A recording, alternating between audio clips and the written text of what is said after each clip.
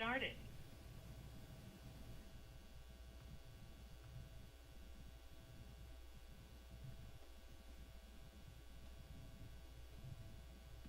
Pick up your copy of the Son of Man Speaks magazine today.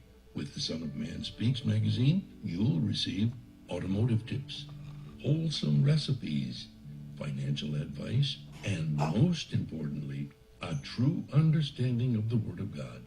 Get your copy of the Son of Man Speaks from these select locations. Sisters, Braid 2, 18070 Mount Elliott, the Shell gas station, 13110 West 7 Mile Road. To get a subscription, call 601-786-9788. That's 601-786-9788. The Son of Man Speaks magazine, dedicated to becoming free indeed.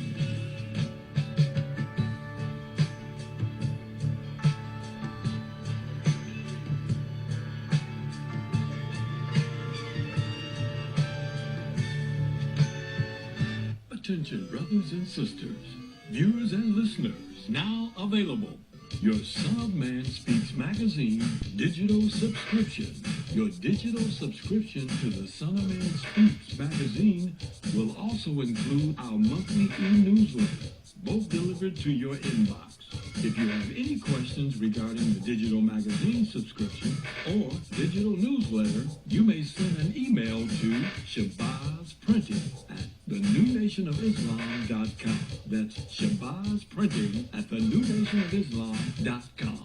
Or call 1-601-786-9788. That's 1-601-786-9788. You can also subscribe online. Visit www.thenewnationofislam.com and click on the magazine tab to register for your online subscription.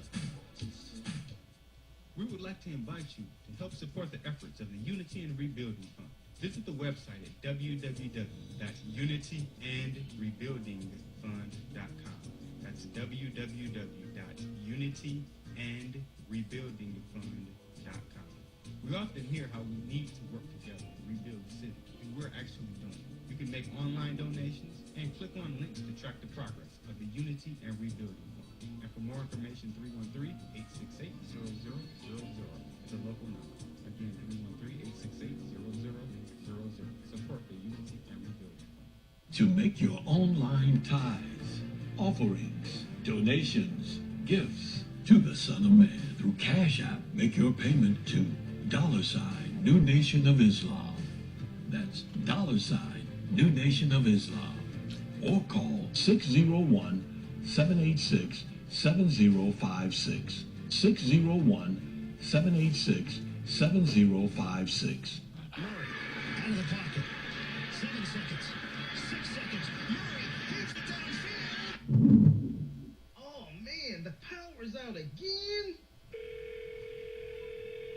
You have reached Quality Construction and Engineering, your #1 emergency generator source. Power outages can be unpredictable, inconvenient, and disruptive to your life. With a backup generator, your life goes on uninterrupted with power when you need it. Not to mention the peace of mind of having your property suited to weather the storm. Whoever would have thought in Houston, Texas, that we would have an ice storm? It did happen, and that Sunday night when it came in, I got up and looked out the front door. Everything was pitch black. It was horrible. Something out of a novel or a science book that you had never seen before. Once the lights went out, my generator popped on. It ran 55 hours. The only one had lights. Get your backup generator installed with Quality Construction. We install both residential and commercial generators, so you're always covered. Schedule your consultation with us by calling 1-855-876-9370. That's 1-855-876-9370. Or visit us online at www.powerqec.com. That's www.powerqec.com. Financing is available with low monthly payments and 0% interest interest for 18 months. That was the best investment that we could have ever made. That's my backup, the generator. Generators with quality construction, built tough enough to weather the storm.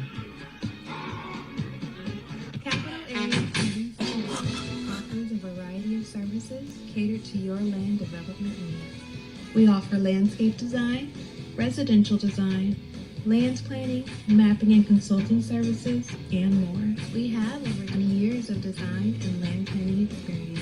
CAPS LLC offers services to developers, builders, architects, surveyors, contractors, government agencies, and private landowners. Feel free to contact us to find out which services are available in your area. You may reach us at 601-326-2966. That's 601-326-2966.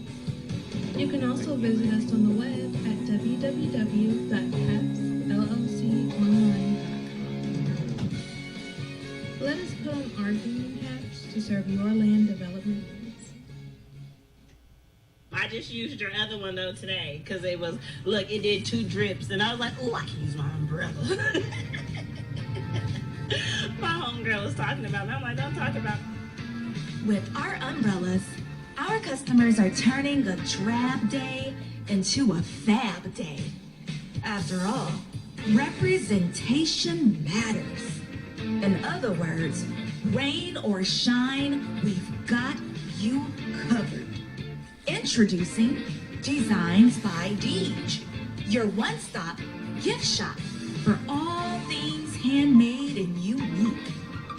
Our products range from our most popular umbrellas, blanket and pillow sets, handmade coasters, and other statement pieces that showcase the beauty of our melanin and natural hair in a beautiful and empowering way.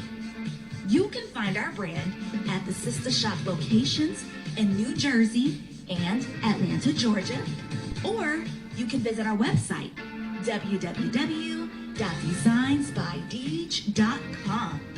Again, that's www.designsbydeej.com.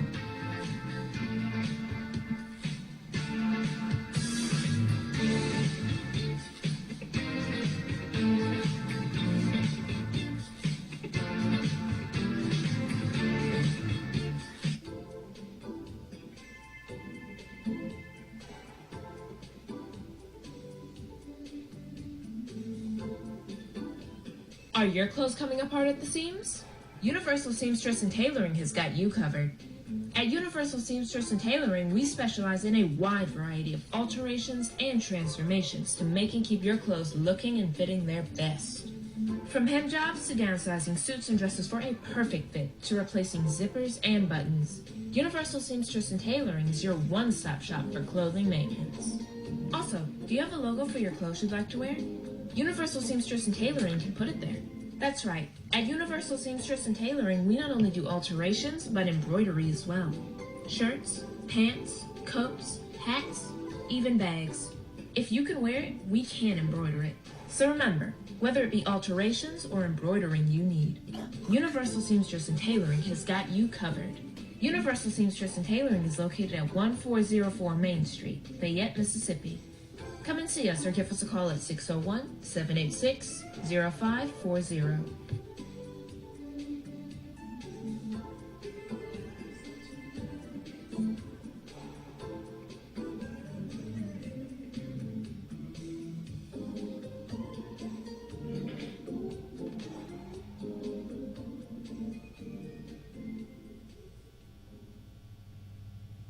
We love Detroit. We are at where? Hey, Larry, we are right here on Mount Elliott in Detroit at Sisters Braid 2 Hair Salon. I'm talking. I'm cleaning this place. It looks like Beverly Hills or something. Absolutely beautiful. You guys know I wear my braids. Larry's gonna buy me something. It's gonna be a hair, you guys. It's gonna be my hair today.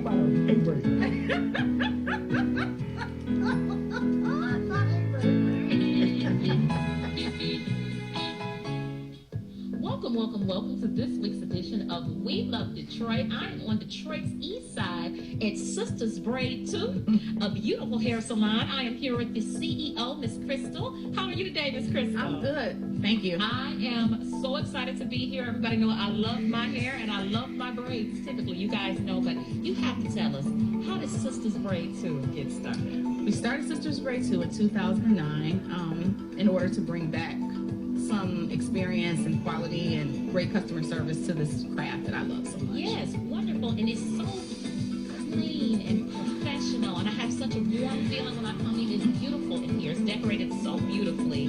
What made you come and choose this spot? Right at the heart of Detroit, Detroit East Side. What made you come here? Well, we have this building and we just wanted to do something with it.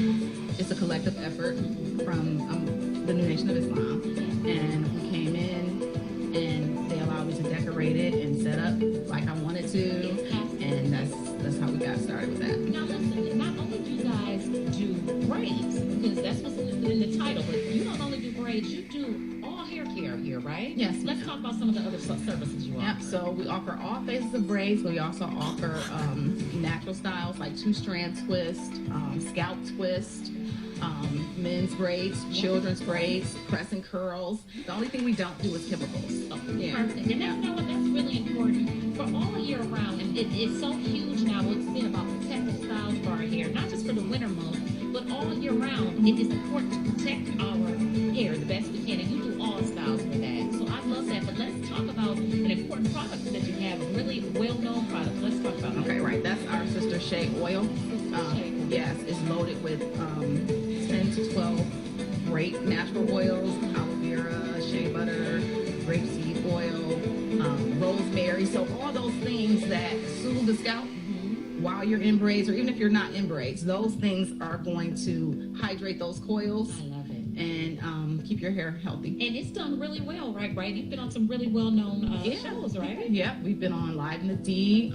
We've been on Channel 7. We're featured in Small Business Saturdays. Fantastic. We have the Spirit of Detroit Award. She's on the Spirit of Detroit Award. And now she's on the Award. We love Detroit. Absolutely. Now she's come around. Yes. Absolutely. We just love it. Right here, Sisters Shea is the product. Sisters Braid 2 is the shop. When are you open, Crystal? We're open Tuesday through Saturday. We start as early as 8 a.m. We take our last appointment around 6 p.m. So appointments, because you want to make sure that you're being considerate of others' time. Yes. And because that's something that's very important to us. In order to give that comfortable quality service, we feel like the only way to go is by appointment. That's right. As soon as you get in, you're getting in the chair, you're getting serviced. My favorite. I will definitely be coming down for my braids. You guys must too. It's beautiful in here. Over a decade of experience, wonderful customer service. It's so beautiful in here. I have to say again, right here on Detroit's east side on Mount Elliott. Sisters Braid 2. Yes. You have to come down. They got to come down and see us, right, Chris? Yes, absolutely. Because we love Detroit. Yes. We love Detroit. Yes. We love Detroit. One more time. We love Detroit. Hey, another show, Ginger. Larry, wasn't that so nice? It was fascinating. You know, it's amazing what people can do when they put their mind to it. Absolutely, especially in this beauty industry. You guys have to make sure you come on down to Sisters Braid 2. This is you. Yeah. In your own neighborhood. Larry didn't buy me a style today, but at least I got an appointment for next time. Yeah, be a smile. All the time. See you next week. SOS Graphic Design provides agency-quality professional graphic design services from established companies to startups and individuals, creating a simple logo to complete rebranding and delivering visual communication with print media.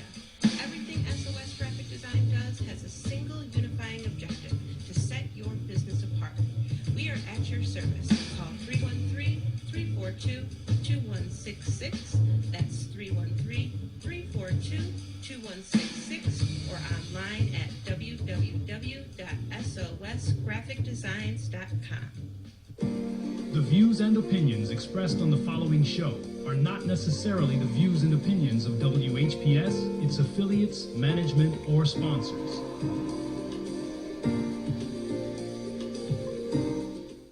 Brothers and sisters, are you tired of reading the Holy Scripture and not really understanding what you read? And if you're reasonably sure, have you ever tested that what you feel you know with someone that has a different view than your own? Then let's talk with one another. Then let's reason with one another on a scriptural discussion with the Son of Man every Wednesday at 9 p.m., Friday at 9 p.m., and Sunday at 12 noon on WHPR TV Detroit Live, 88.1 FM WHPR, and Comcast Cable. Why don't you call and discuss the Holy Bible, and if you have one, the Holy Quran, and come to an agreement about the Holy Scriptures and their true meaning? You can call in live on the air at area code 313-868-4336, 313-868-0342, or 313-868-0351. That's 313-868-4336,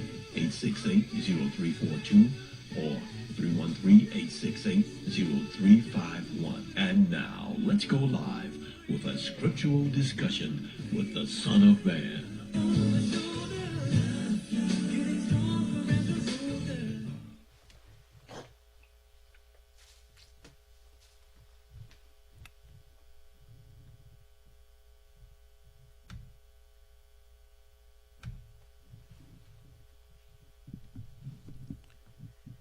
In the name of Allah, the Beneficent, the Most Merciful, the Truthful, and the Most Just, I greet all of you once again who are hungry and thirsty for the true understanding of the Word of God and for truth in general. I greet you all with the greeting words of peace. May Allah's salam alaikum. We are going to start as we usually do with those who have questions or something they would like to discuss with us. Or we had someone that typed something. Yes, sir. It's straight. His screen name is Straight Hood Media, and he left this on Savior's Day 2022 on YouTube.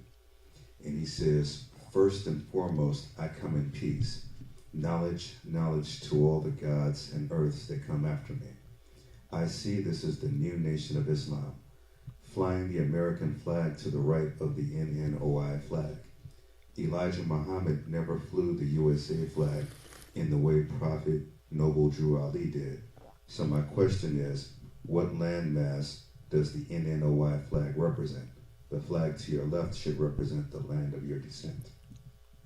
Well, first of all, the United States flag has always been in Muhammad's temple. You would know that if you had been a part of the nation when the messenger was here. It was on the blackboard in every temple in the United States. And some of the last things that the Honorable Elijah Muhammad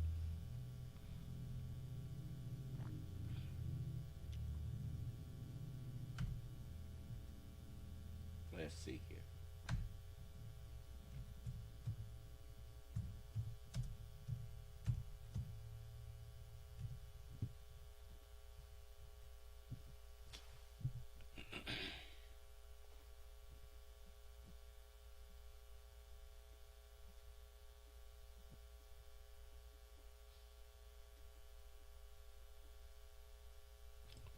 Give me a moment here. I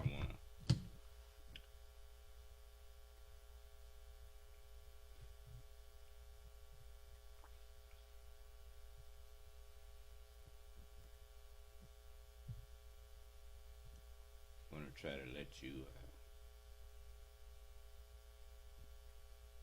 see this yourself. You know, oftentimes it's better that you let people see something themselves than to we got time today, so I will just take you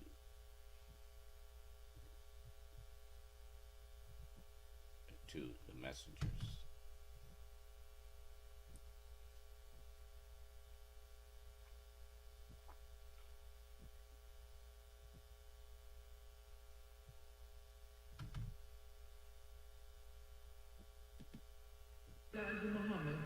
be told to break ground. Put him on a ground. The position. Yes, sir. We think for making it possible. For making it possible.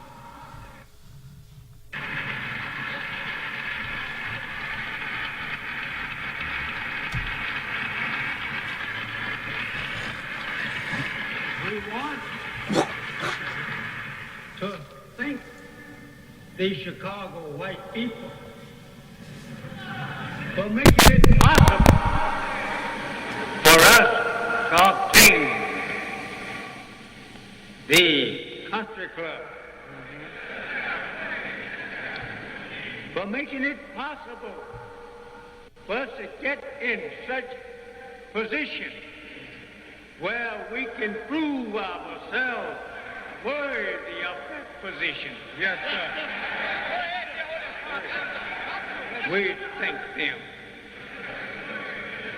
They have did us a great favor. Yes, sir. I don't think that we have nothing to do but to honor and thank them for putting us in such position. Yes, sir. Go ahead, Pastor. This is their house. And we're here teaching the truth. Yes, sir. That's right. They're not objecting to you teaching the truth. As we have white Muslims in America. And lots of them. We have them all over the world. Yes, sir. And they recognize and respect you. That's right. Go ahead, dear. You must recognize and respect them. Yes, sir. Yes, sir. Go ahead, teach dear.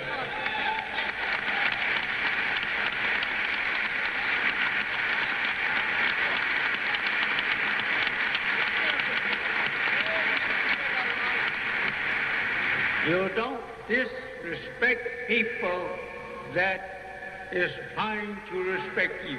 Yes, sir. I remember the last time that I was out to the airport. They let me and my followers get on first. Yes, sir. Now remember that flag is still flying over America. Yes, sir. Yes, sir. Honor and respect the man. Yes, sir. That's right. Because he still have his flag.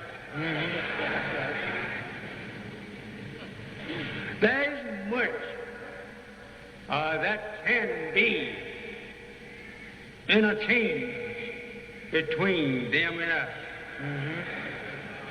In that way of respect. Yes, sir. We don't have to get up to try to make... You notice,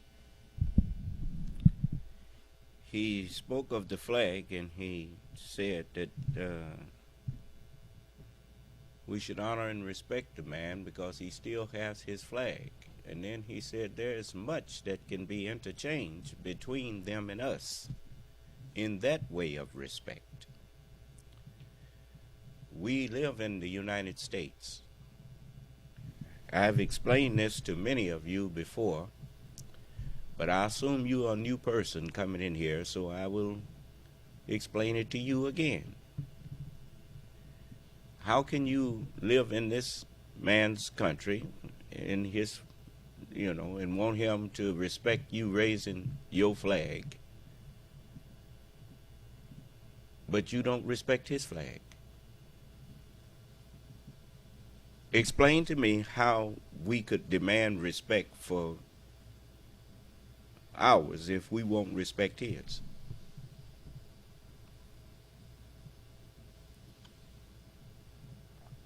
You see, you want to play at being Muslim, you wanted to try to institute racism into Islam. We are not racist.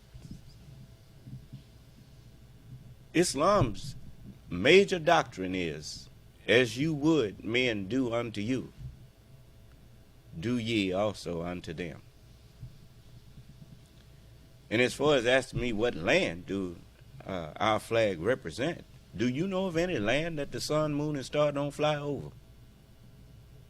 The whole earth belongs to us. We let them have the places that they live on. As it is written, honor thy father and thy mother, that thy days may be long upon the land which the Lord your God gave to you. The Lord of the earth is the black man.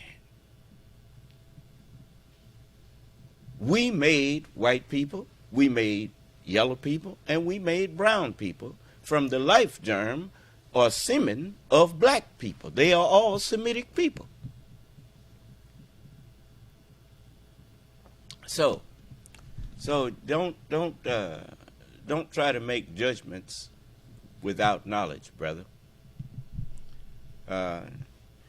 You don't know what you're talking about as far as what the Honorable Elijah Muhammad said and what he did. Proof of that is your statement. So, what else did he say? Was that it? Yes, sir, that was it. Okay. All right. So I'm not here to teach you to be other than Muslim. The Honorable Elijah Muhammad told you that there are white Muslims in America. Lots of them. And the Holy Quran basically says the same thing when it says those who are nearest in friendship or obedience to the prophets are those who say we are Christian. So you don't know a lot of what you think you know. You have been listening to the wrong people, brother. Now I'm inviting you to get into class and listen to the right teacher.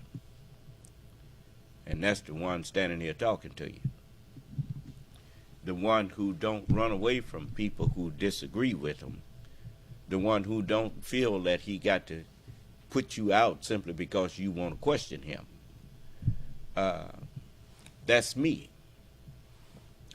When people have questions for me, I simply answer their question. You all are so used to being intimidated by people. Not only do you ask questions, but you feel the need to explain. Now, I'm not trying to be contrary. I just had this question that I wanted. You got to preface your question with an explanation as to why you asking it. And if you feel that intimidated by somebody, why are you sitting in there listening to them?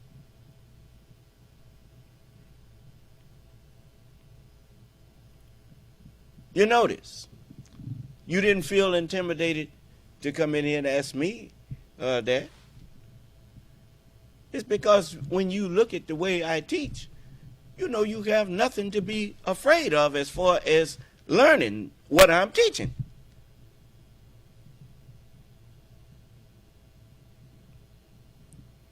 Did you do that in grade school, all through grade school?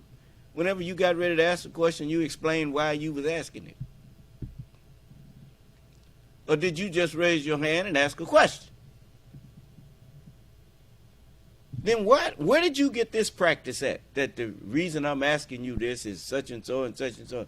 And I want you to get out of that.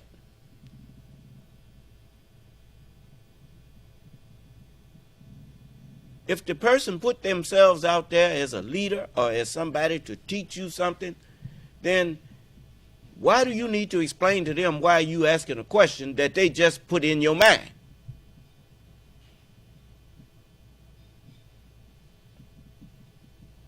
Let them answer the question.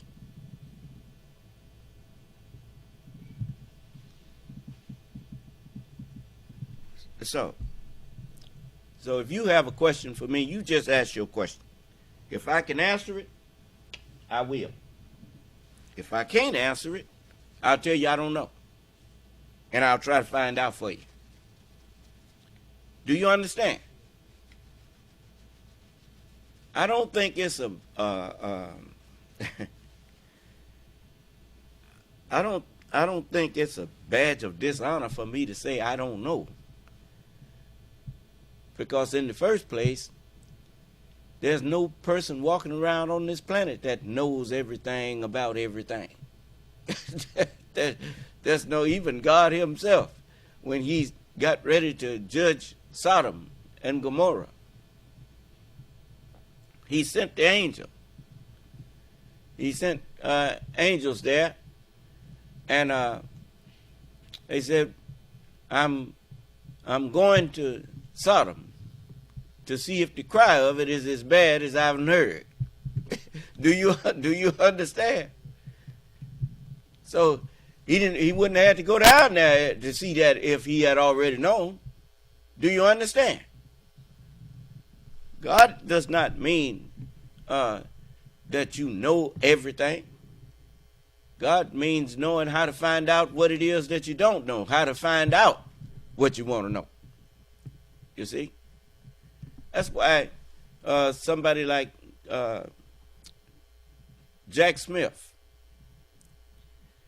he would love to get Donald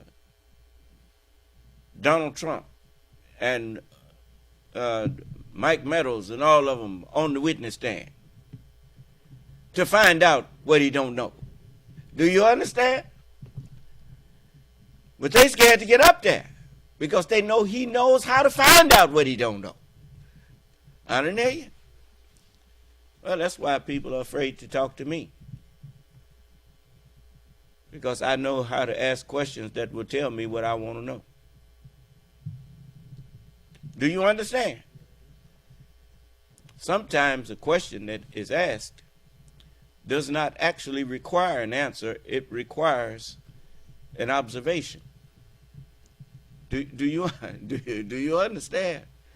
Questions are asked sometimes so that the one who asked it could observe your demeanor in answering it.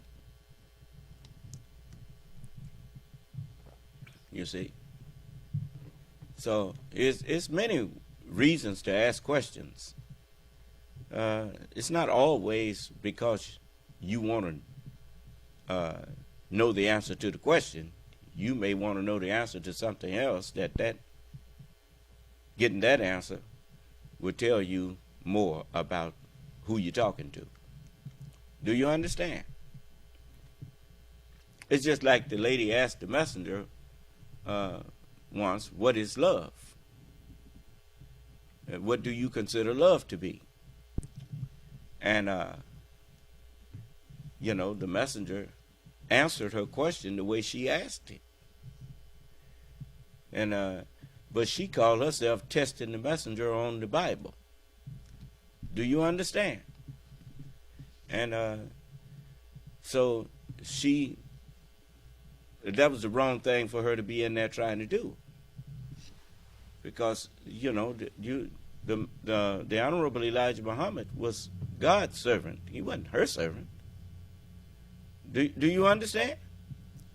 And as the messenger answered her, she said, well, according to my studies and what I have understood, God is love. And, which, it was neither here nor there, because even that needed clarification. God is not love. Love is an emotion. God is the author of love. Do you understand? So it is much that people try to read the book for themselves and think that they have the right understanding of it, when the book was not written. It wasn't even written to you. It was written to me. Why you think it says, Son of Man, I have made you a watchman. Son of man, take the book and eat it up. Son of man, do this. Son of man, do that. That's not talking to you. That's talking to me. So, but anyway, I want to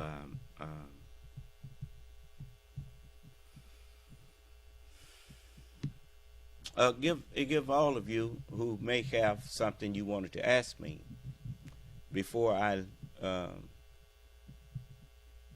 sometimes you assume that everybody knows what you know. It's like, have you looked at have you ever watched people who keep up with, for instance, I don't keep up with sports. I never was a big sports fan, even as a youngster. I didn't like to sit and watch. I'd rather be out there playing it. I didn't want to be watching people play. Other folks got joy out of that, but I never got no joy out of just watching. Every now and then I'd watch a championship thing or whatever, but just to sit down and follow a whole season of sitting down watching basketball or football, I was never into that. I guess it's because my mother and my father, they didn't keep up with that. And most of the time, every time the church house door opened, my mother had me in church. Or vacation Bible school or something, And they didn't let me go to parties. And, I had to slip off and go to one if I did. Or I had to call it a birthday party or something like that. It was my mother and them gave me birthday parties, but we didn't have no dancing and all that kind of stuff there. It was just, So their understanding of a party was a birthday party, and so I would say a birthday party. And so from time to time I'd get to go, and but very seldom. Anyway, as people that follow sports, it's just like some of you that keep up with football, them players, do you understand? And somebody said, could you name a player for me? Any of you all that? Tim Tebow. Okay, Tim Tebow. Now, if something happened to Tim Tebow, and somebody said, man, did you hear about Tim Tebow? So my first question would be, who is that? And then people would say, man, where you been? You don't know who Tim Tebow is? And that's the way people do. I mean, it's just like when I tell somebody to go to Habakkuk or whatnot, and they may be fumbling and going on, and I have to tell them where to find it because they're not used to looking up Habakkuk. You understand? And they don't know what part of the Bible it's in. Didn't even know it was in the Bible. So it depends on what world you've been in. So there are some people who don't listen to MSNBC. There are some people who don't listen to CNN.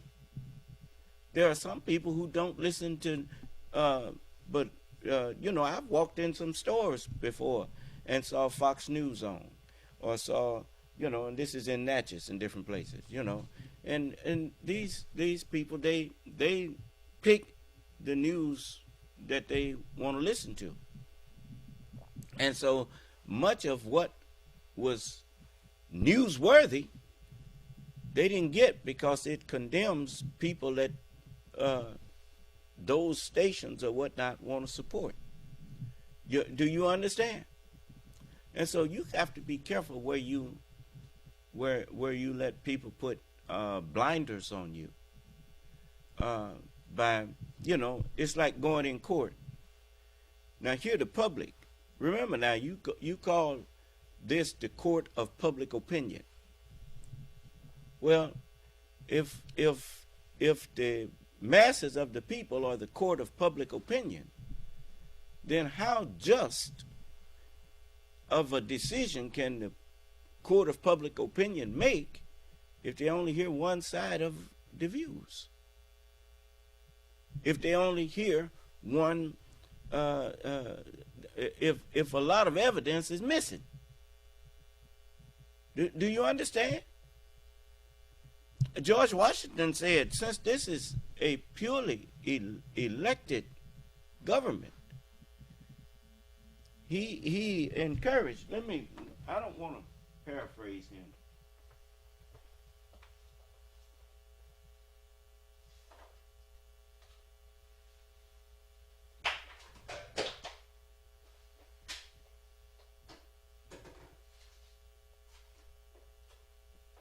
You all excuse me. I would much rather just read it. It says, this is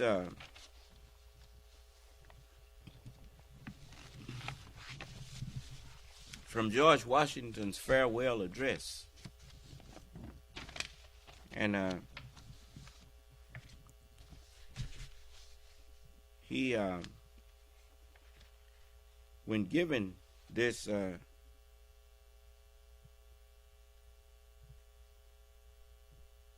address,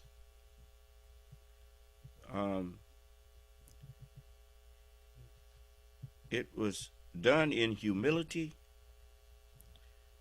and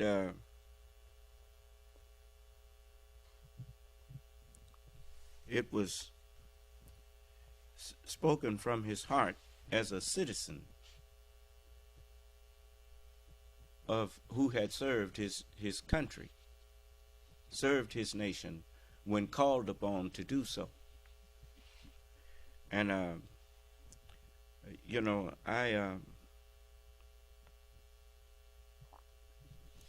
before I read what he said, I'm going to just read the preface, the first page of it, and then I'll go to where he admonished his nation to make sure that your people are well enlightened. Do you understand? Since you'll have a government that is chosen by its people, then its people should be well read, well educated, well enlightened. Do you understand? And so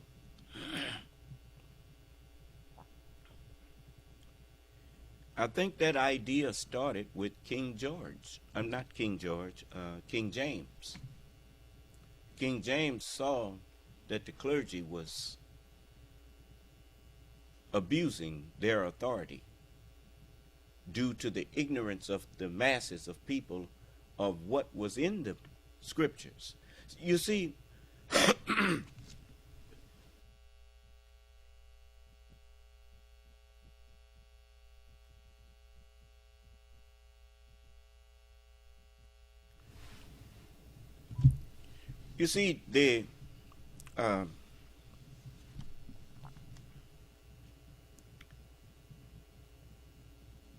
those who have knowledge that others do not have are at an advantage of it's like having one side of a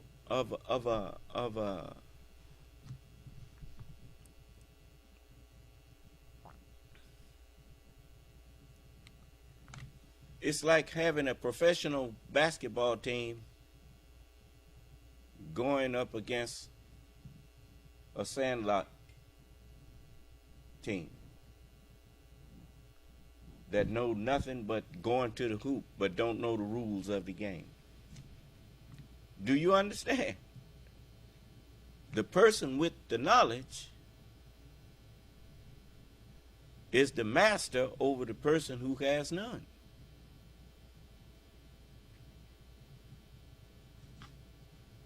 You see, if you want equality, you need to have knowledge on both sides of the same thing. Do you understand? Okay, George Washington, he starts his farewell address with these words: friends and citizens.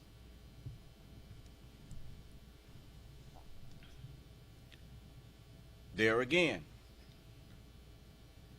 he didn't start it off with to the people of the United States.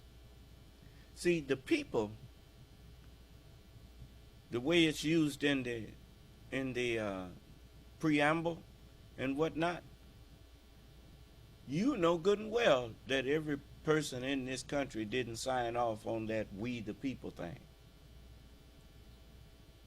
We the people was the representatives who had been chosen by the people. So when they spoke, the whole people was speaking. Do you understand? Because they had been given authority to speak for the people. Do you understand? Just like a well-regulated militia is given authority by the people through, and they regulate the people's representatives. As the people's representatives, they are regulated by other of the people's representatives that you call politicians and whatnot, and the Congress, the lawmaking body that makes laws by the permission of the people. Do you understand? You see, but because they represent the whole people. So when you say the right of the people to keep and to bear arms shall not be infringed, it's not talking about individuals. It's talking about the people who represent all the people. Do you understand? Okay. So I'm just trying to show you how much you have misunderstood about your own Constitution. You think I understand the Word of God, which is much higher than your Constitution, but I can't understand your Constitution. Who you think you fooling? You'll notice ain't no lawyers coming in here telling me I don't know what I'm talking about. You're welcome to come in and we can discuss it in front of the people. You question me and I'll question you. And let's see whose understanding of it is better.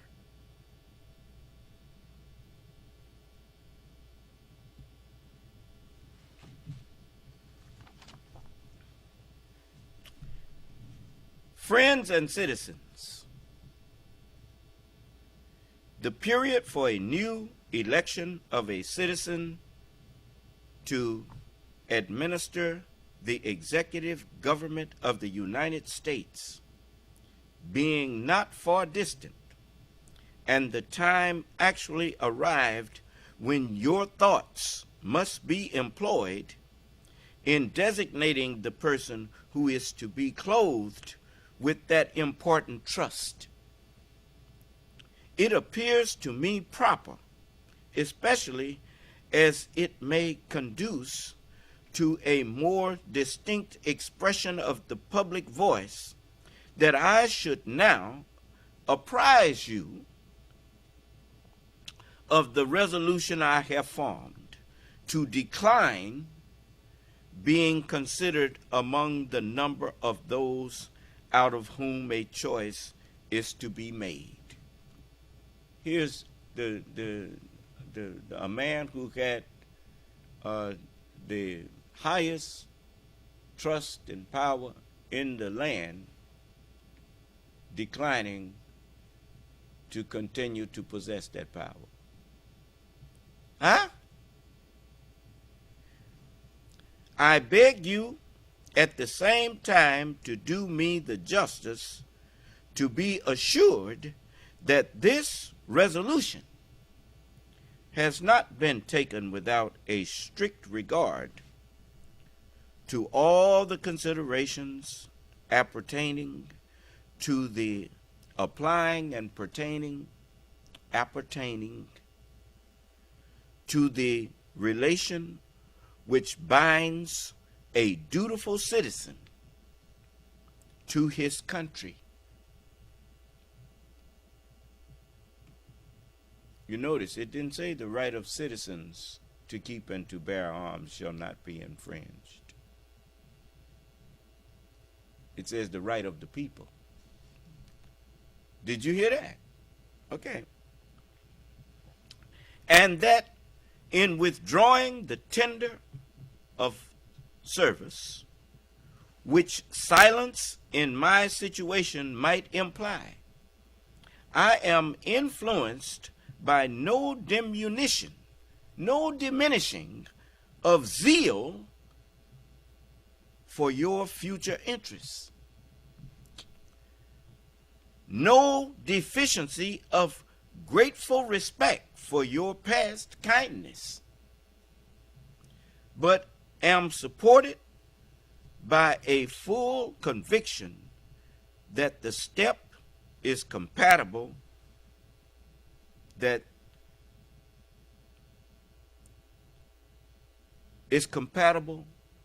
with both your future interests and his gratitude and prayers and whatnot for your future success.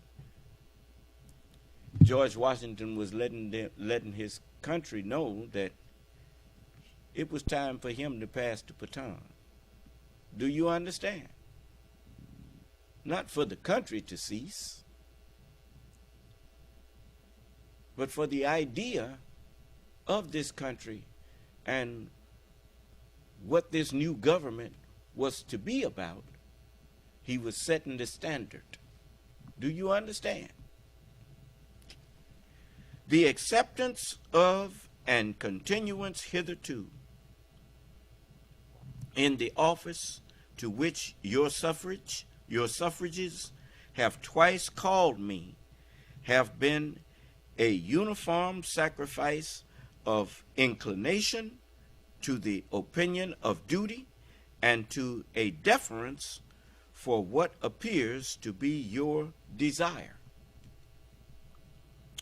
I constantly hoped that it would have been much earlier in my power, consistently with motives which I was not at liberty to disregard, to return to that retirement from which I had been reluctantly drawn. Huh? George Washington didn't even want to be president in the first place. Duty made him get up and do it. It says, the strength of my inclination to do this, previous to the last election, had even led to the preparation of an address to declare it to you. But mature reflection on the then perplexed and critical posture of our affairs with foreign nations, and the unanimous advice of persons entitled to my confidence, impelled me to abandon the idea of retirement after my first term.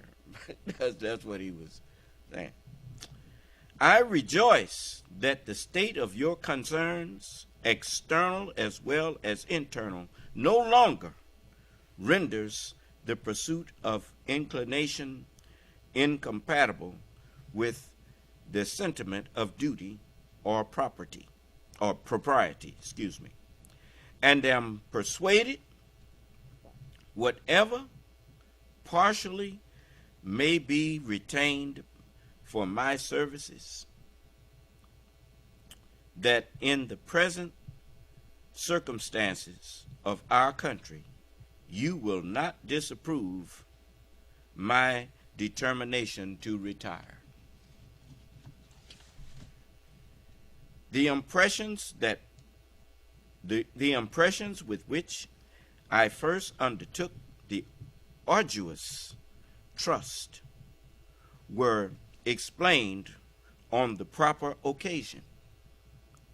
In the discharge of this trust, I will only say that I have, with good intentions, contributed towards the organization and administration of the government, the best exertions of which a very fallible judgment was capable.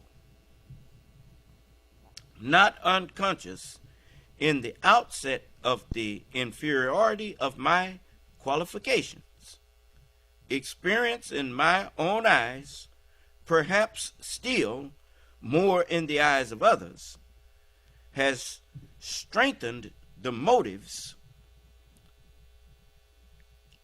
to diffidence of myself. And every day, the increasing weight of years admonishes me more and more that the shade of retirement is as necessary to me as it will be welcome. Satisfied that if any circumstances have given peculiar value of my services, they were temporary. I have the consolation to believe that while choice and prudence invite me to quit the political scene, patriotism does not forbid it. In looking forward to the moment which is intended to terminate the career of my public life, my feelings do not permit me to suspend the deep acknowledgement of that debt of gratitude that I owe to my beloved country for the many honors it has conferred upon me. Still more to the steadfast confidence with which it has supported me, and for the opportunities I have thence enjoyed of manifesting my inviolable attachment by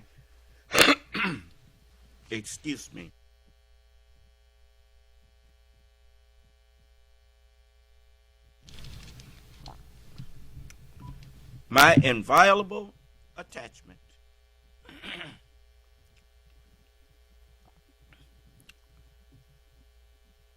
just a moment. By services faithful and persevering, though in usefulness unequal to my zeal. His desire was greater than his service. That's what he was saying there.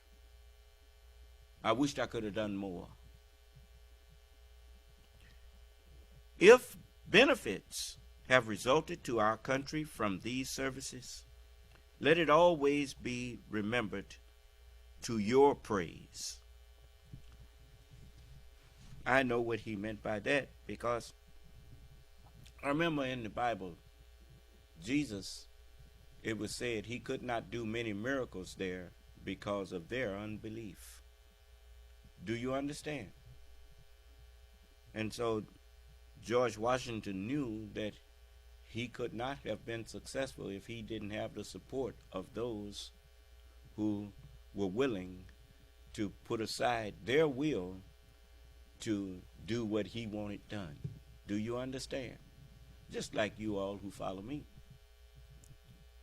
Everything we've accomplished was because you were willing to put aside your will to do what Allah guided me to. Do you understand?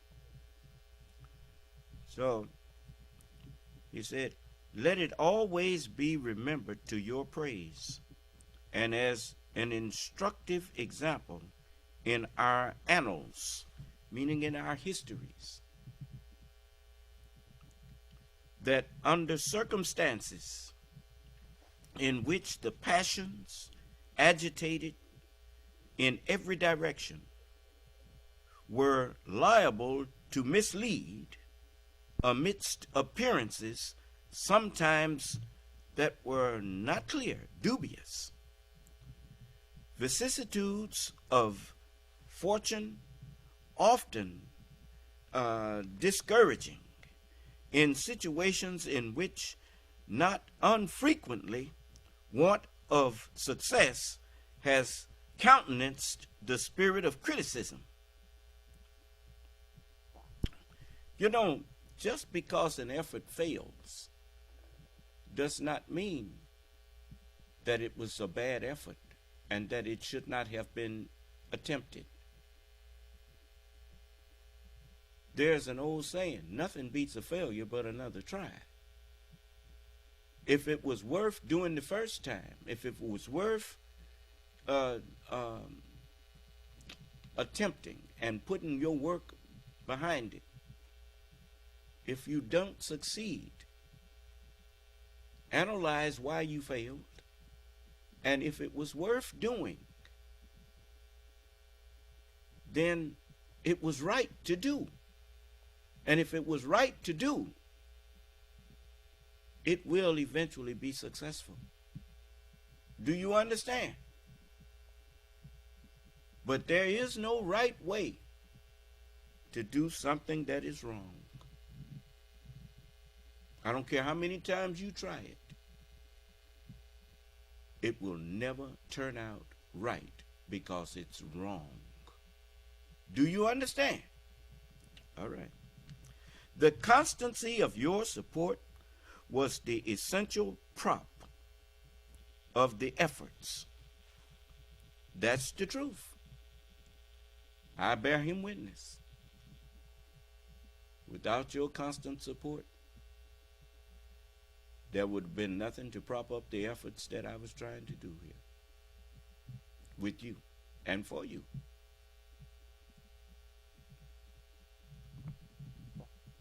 And a guarantee of the plans by which they were effected,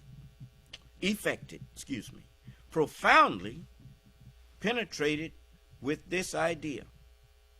I shall carry it with me to my grave as a strong incitement to unceasing vows that heaven may continue to you the choicest tokens of its beneficence, that your union and brotherly affection may be perpetual from one generation to the next, that the free constitution, which is the work of your hands, may be sacredly maintained, that its administration in every department may be stamped with wisdom and virtue, moral uprightness, and religious principles. That in fine, the happiness of the people of these states under the auspices of liberty may be made complete by so careful a preservation of their constitution and so prudent a use of this blessing as will acquire to them the glory of recommending it to the applause, the affection, and adoption of every nation which is yet a stranger to it.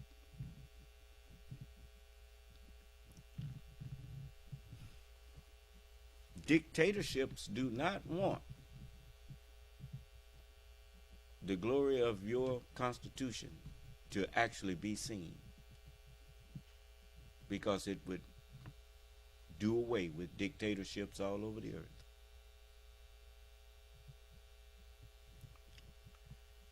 Here, perhaps, I ought to stop.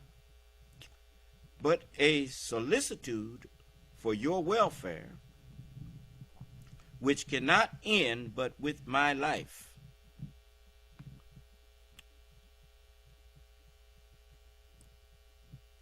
he was letting you know that his life and his death was all for his people, for his country. And the apprehension of danger, natural to that solicitude, urged me on an occasion like the present to offer to your solemn contemplation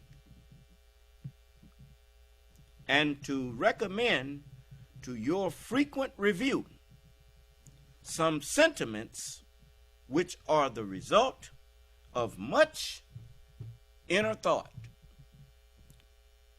much reflection, of no inconsiderable observation, and which appear to me all important to the permanency of your happiness or felicity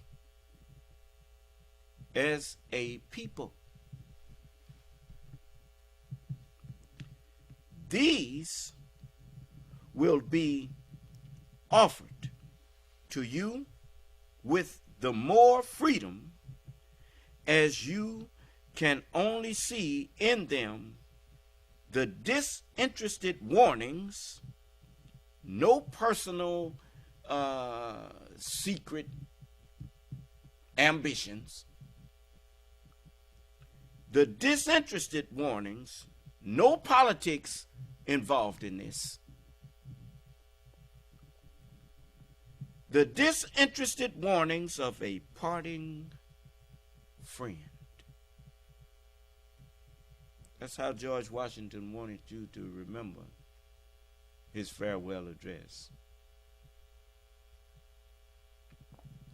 Greater love has no man than this, that he laid down his life, put his life on hold. Remember, he wanted to retire and all of that.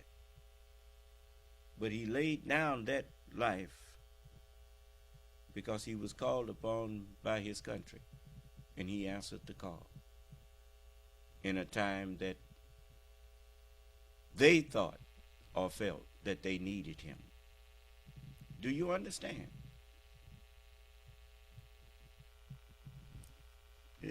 It's just like in 2016, I wrote a letter to Joe Biden asking him to run. You needed him then. I knew that they wasn't ready to, they wasn't going to accept Ms. Clinton. They was already tripping on that. So I knew that Joe Biden was the man for the job. You know, but his son died, and it didn't work out. Do you understand? And he, you know, he rightly couldn't run at that time. I did all I could to try to convince you not to put Donald Trump in that office. You did it anyway. How do you compare a man like Donald Trump to a man like George Washington?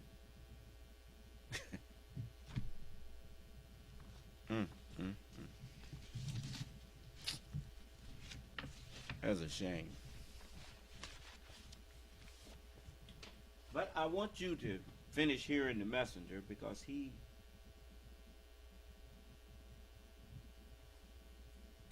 of them just because you have ruined yourself, and now you have ruined them. Yes, sir.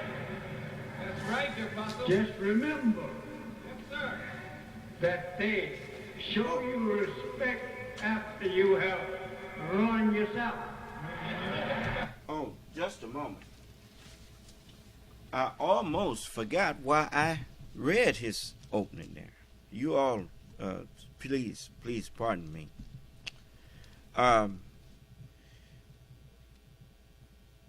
Further down in that farewell address, George Washington said, "It is substantially true that virtue, or in other words, morality, is a necessary spring of popular government, of a democratic republic, because the public is putting their trust in, as many are putting their trust into one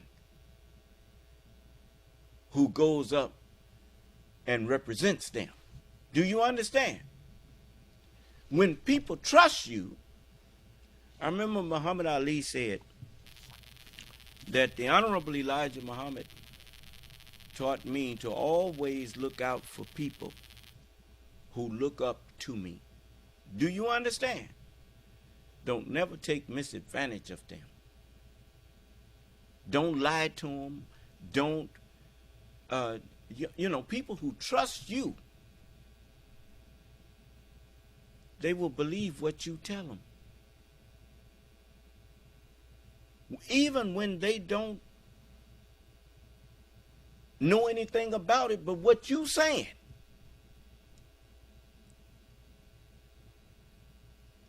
And to not abuse that trust. When you abuse a trust like that, you are the worst type of person.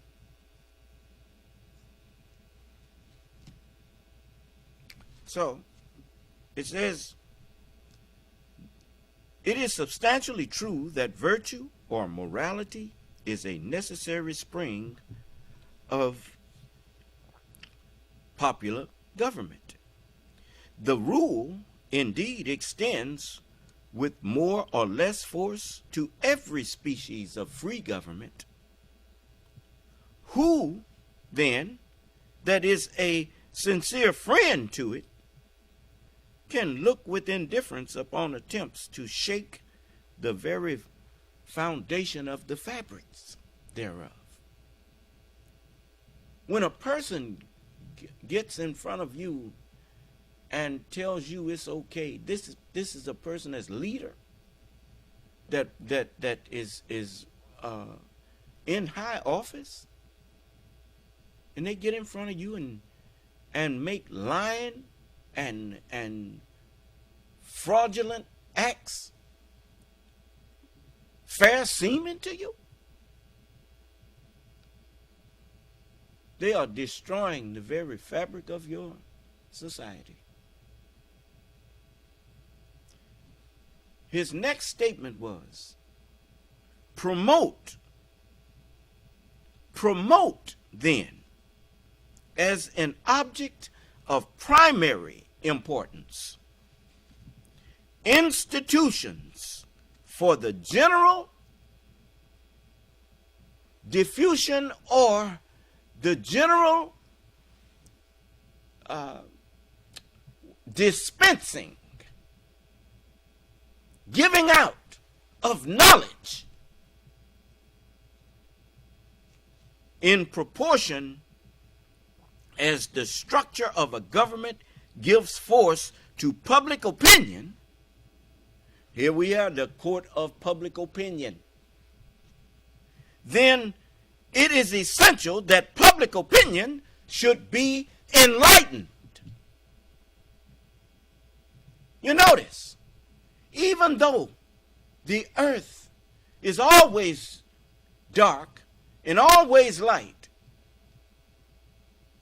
but if you look at it closer, you will see that it's always turning from the dark side, is turning into the light to get an equal portion.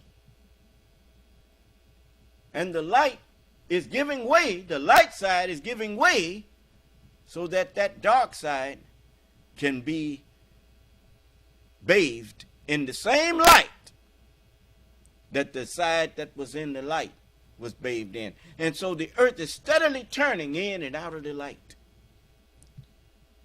bathing its whole self in the light. Do you understand? So every one of you in this country and all over the earth, you should never run with a thing when you only done got one side of it. People who tell you the truth will always invite people who disagree with them to have their say. Do you understand?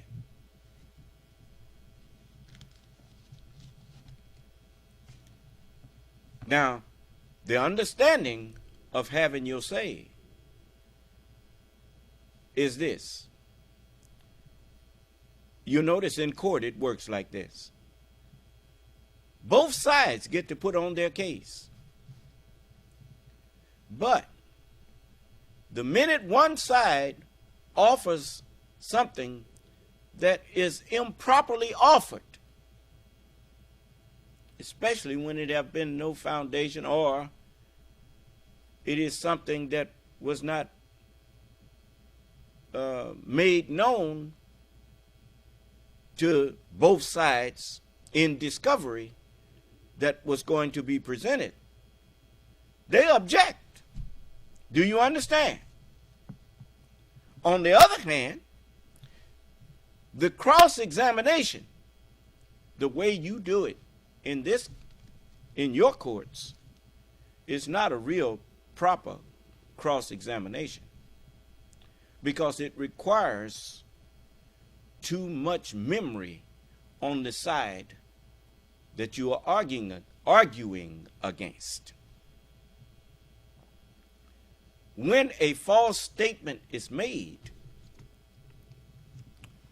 in order to really get at the truth, the time for cross-exam is right there. Do you understand?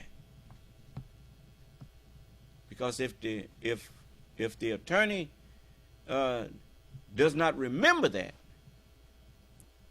then that which was a lie will be accepted as truth.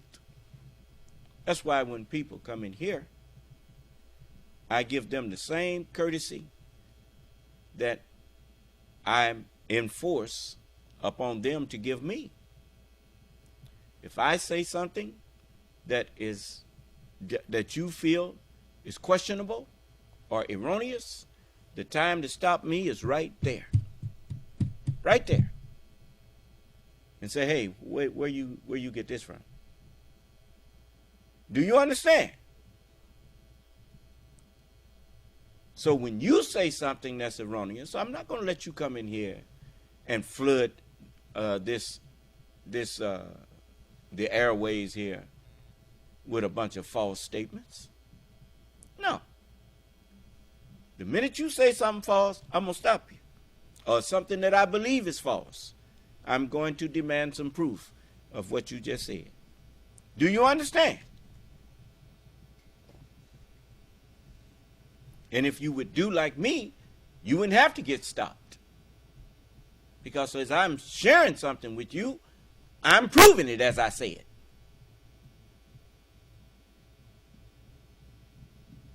So it is very important that you listen to, until, look, the reason I stopped listening to Fox News and Newsmax and them, because I knew they didn't mind lying. When you find out people don't mind lying to you, why would you keep running over there? That's like saying, just lie to me. Just lie to me. I hate people to lie to me.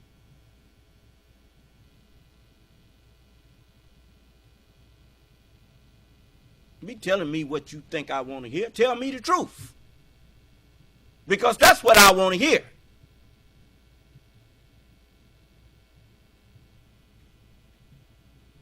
So,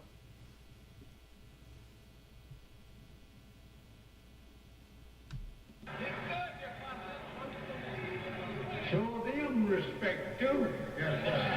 Because when you didn't know yourself, you didn't respect self, nor anyone else.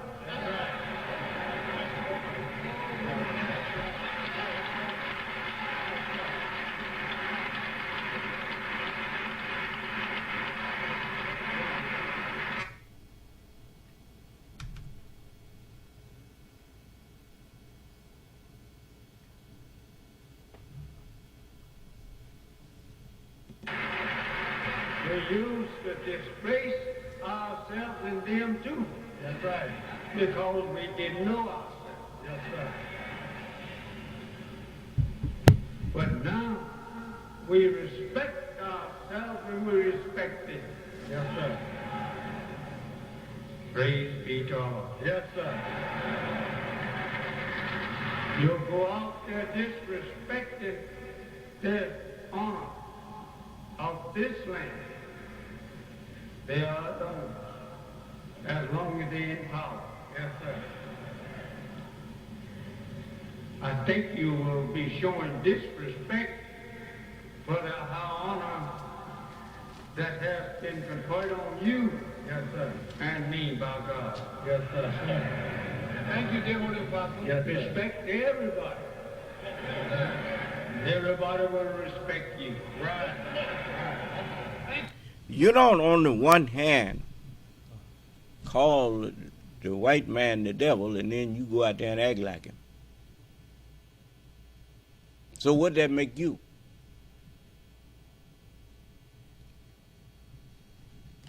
As the messenger said, if you say there goes the devil, then don't try patterning yourself after the devil. Show the devil you're a righteous person, because he's watching you for such. And if you say he's not righteous, he will tell you, I was not my maker. And that'll stop your mouth, if you had any sense. You don't on the one hand tell the creature, I made you, and then punish him for being what you made him. That's crazy. So I may be a lot of things, but crazy ain't one of them.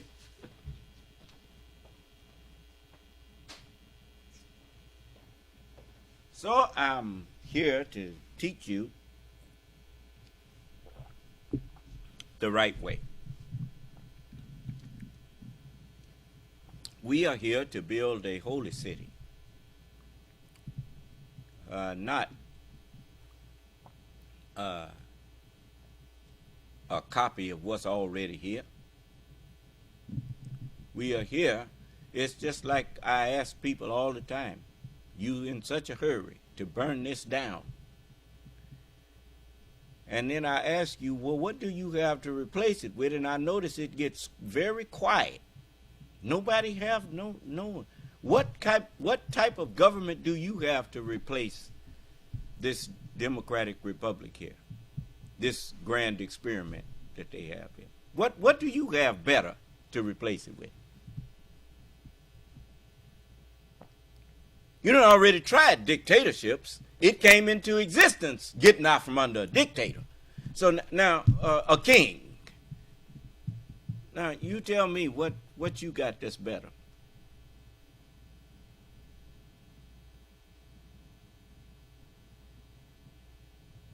It's just like the man tells you that I got the flag of the Nation of Islam here, the new Nation of Islam. He was right. And then he asked me, what land does it represent? ain't that something? A man flying the sun, moon, and stars, and you ask him what land does it represent?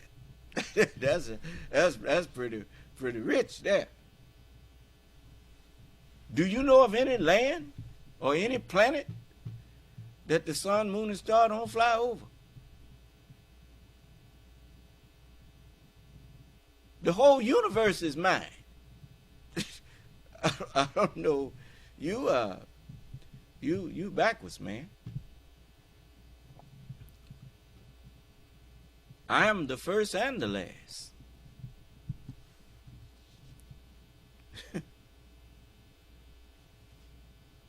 All flags are under my flag.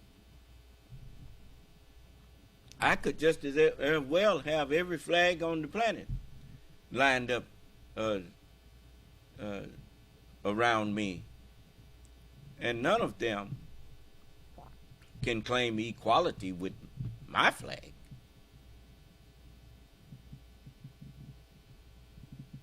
My flag is the universe. It don't never come down.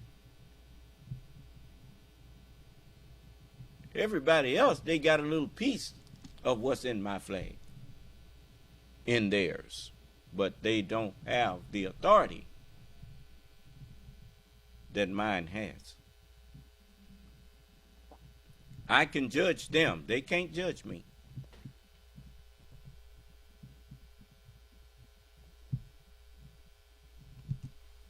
That offends people that's ignorant. But the wise, they know better. They know they got no right to be offended at the owner of the universe.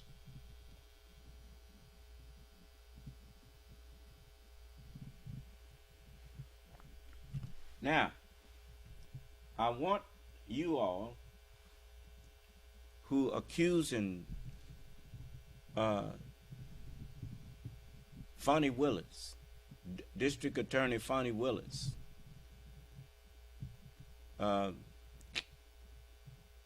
District Attorney, is it Alvin Bragg? Yes. Special Prosecutor Jack Smith. All of these patriotic people who have taken up the unpleasant task but necessary task of holding to account for the violation that a man who was president of the United States led an uprising to overthrow the United States government. And he did so based on fraud, based on a lie that he knew was a lie. And he has admitted that it was a lie many times, over and over. But you have some of you who are willing to ignore that by, when it came to him, you saw no evil, you spoke no evil.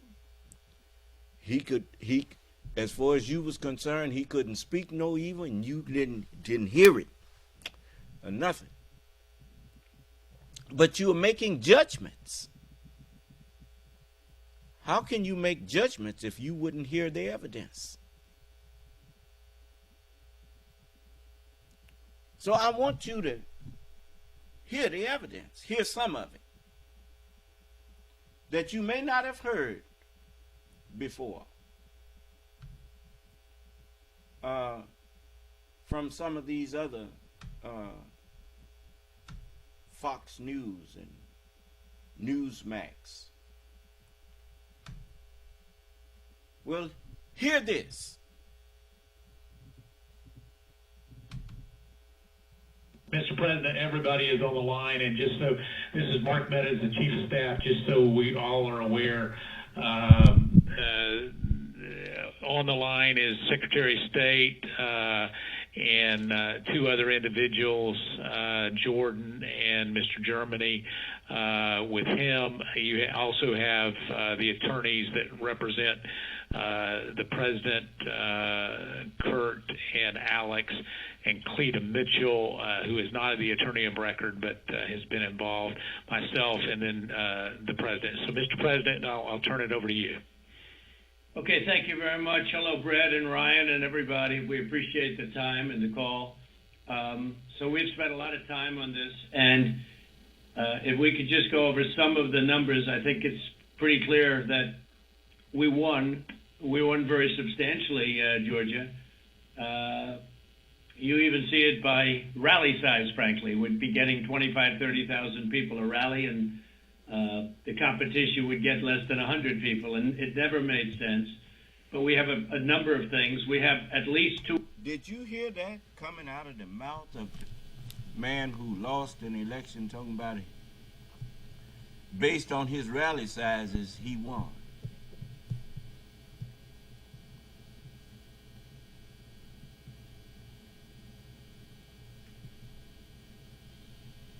This is a man with a child's mentality.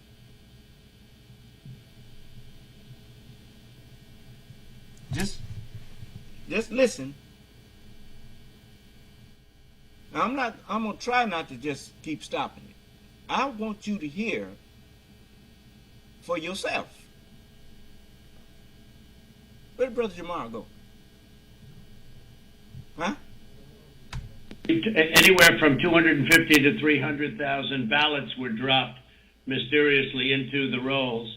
Much of that had to do with Fulton County, which hasn't been checked. We think that if you check the signatures, a real check of the signatures going back in Fulton County, you'll find at least a couple of 100,000 of forged signatures of people with who have been forged. And we are quite sure that's going to happen. Now remember now, you're dealing with a con man here, and he's telling the Secretary of State, who knows what happened in the election, he's telling the Secretary of State what should happen. Do you understand?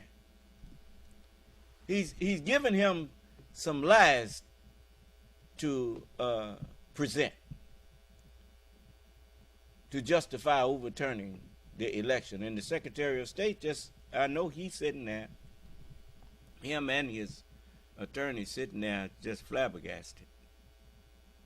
Can't believe that this is the man that they all supported for President of the United States, who's now trying to get them to help him just throw away the Democratic Republic.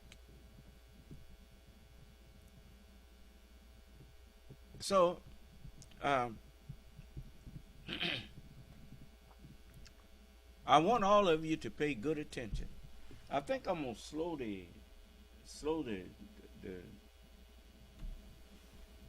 playback down some, so that you can hear this. And everybody needs to hear this. What's going on out there?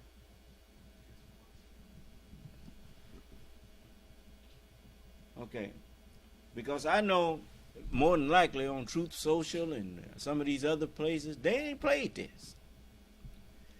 But I want you to hear this.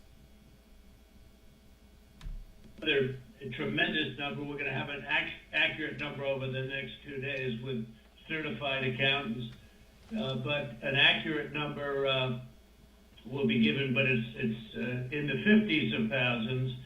And that's people that went to vote, and they were told they can't vote because they've already been voted for.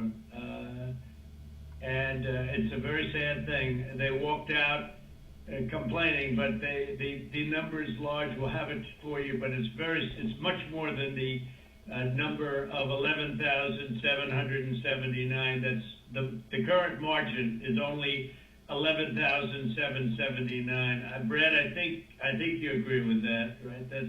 That's something I think everyone, at least that's a number that everyone agrees on. But That's the difference in the votes.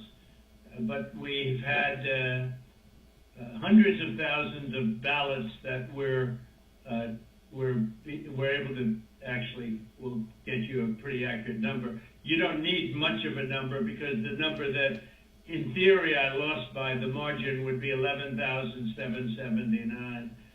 But you also have substantial numbers of people, thousands and thousands, who went to the voting place on November 3rd, were told they couldn't vote. Were told they couldn't vote because a ballot had been put in on their name. And, you know, that's very, very, very, very sad.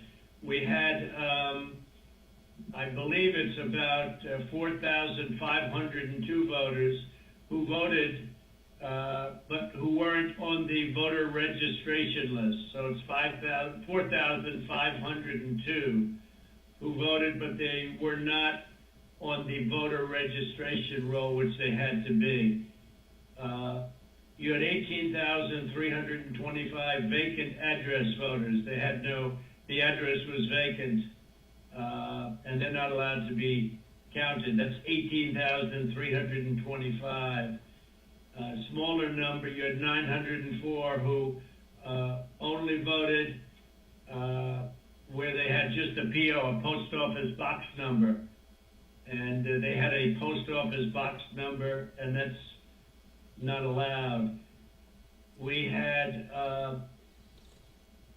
at least 18,000, that's on tape. We had them counted very painstakingly. 18,000 voters having to do with Ruby Freeman. That's she's a brother. You make sure you stop me if somebody got something they want to say about this or don't believe it or whatever. This is the man that they've been claiming this somebody doing a witch hunt on. This is evidence of his on the phone trying to get the Secretary of State of Georgia to lie and say he really won. Just listen to this. Scammer, a professional vote scammer and hustler, Ruby Freeman. That was the tape that's been shown all over the world that makes everybody look bad. You, me, and everybody else. Where they got number one, they said very clearly, and it's been reported that they said there was a major water main break. Everybody fled the area, and then they came back. Ruby Freeman, her daughter, and a few people. There were no Republican poll watchers. Actually, there were no Democrat poll watchers. I guess they were them. But there were no Democrats either, and there was no law enforcement. Early in the morning, they went to the table with the black robe, the black shield, and they pulled out the votes. Those votes were put there a number of hours before the table was put there. I think it was, Brad, you would know, it was probably 8 hours or 7 hours before, and then it was stuffed with votes. They weren't in an official voter box. They were in what looked to be suitcases or trunks, suitcases, but they weren't in vote. You notice he just going on and on and on. One lie after another. Just one lie after another. And Mr. Raffensperger and them recording the whole thing. And then when Mr. Raffensperger then finally got a chance to say something, because he let him talk until his, he just, I mean, it was really surreal to hear a man who was the President of the United States on the telephone trying to get a Secretary of State of Georgia, along with others, to help him steal the election.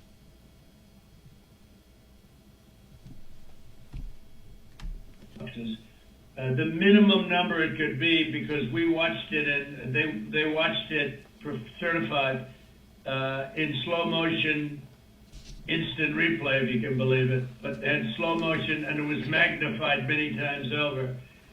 And the minimum it was 18,000 ballots, all for Biden. You had out-of-state voters. They voted in Georgia, but they were from out of state, of 4,925. You had absentee ballot sent to vacant.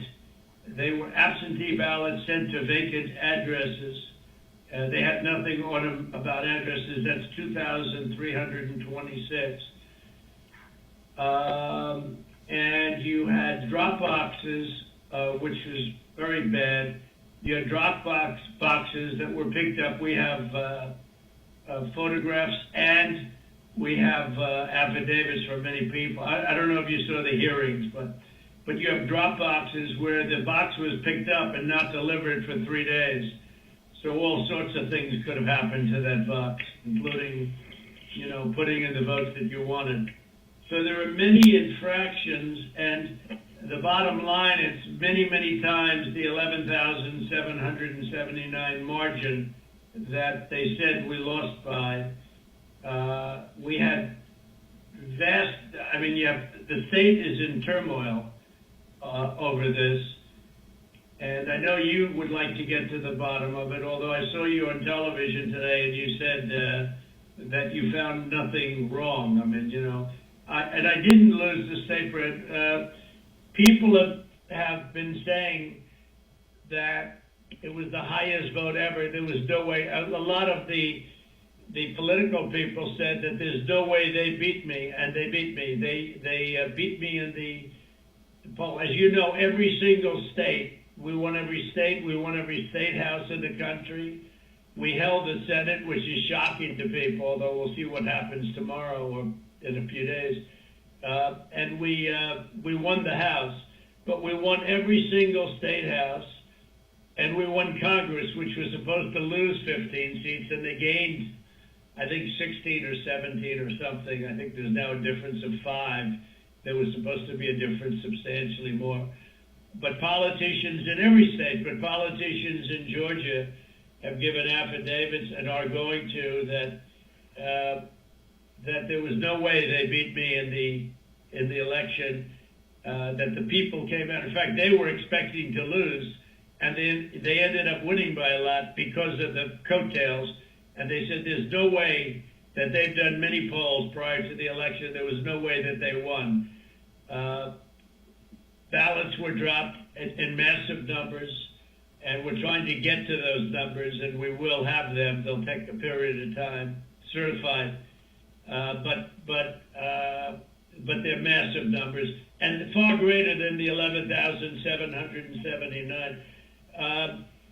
The other thing, dead people. So dead people voted.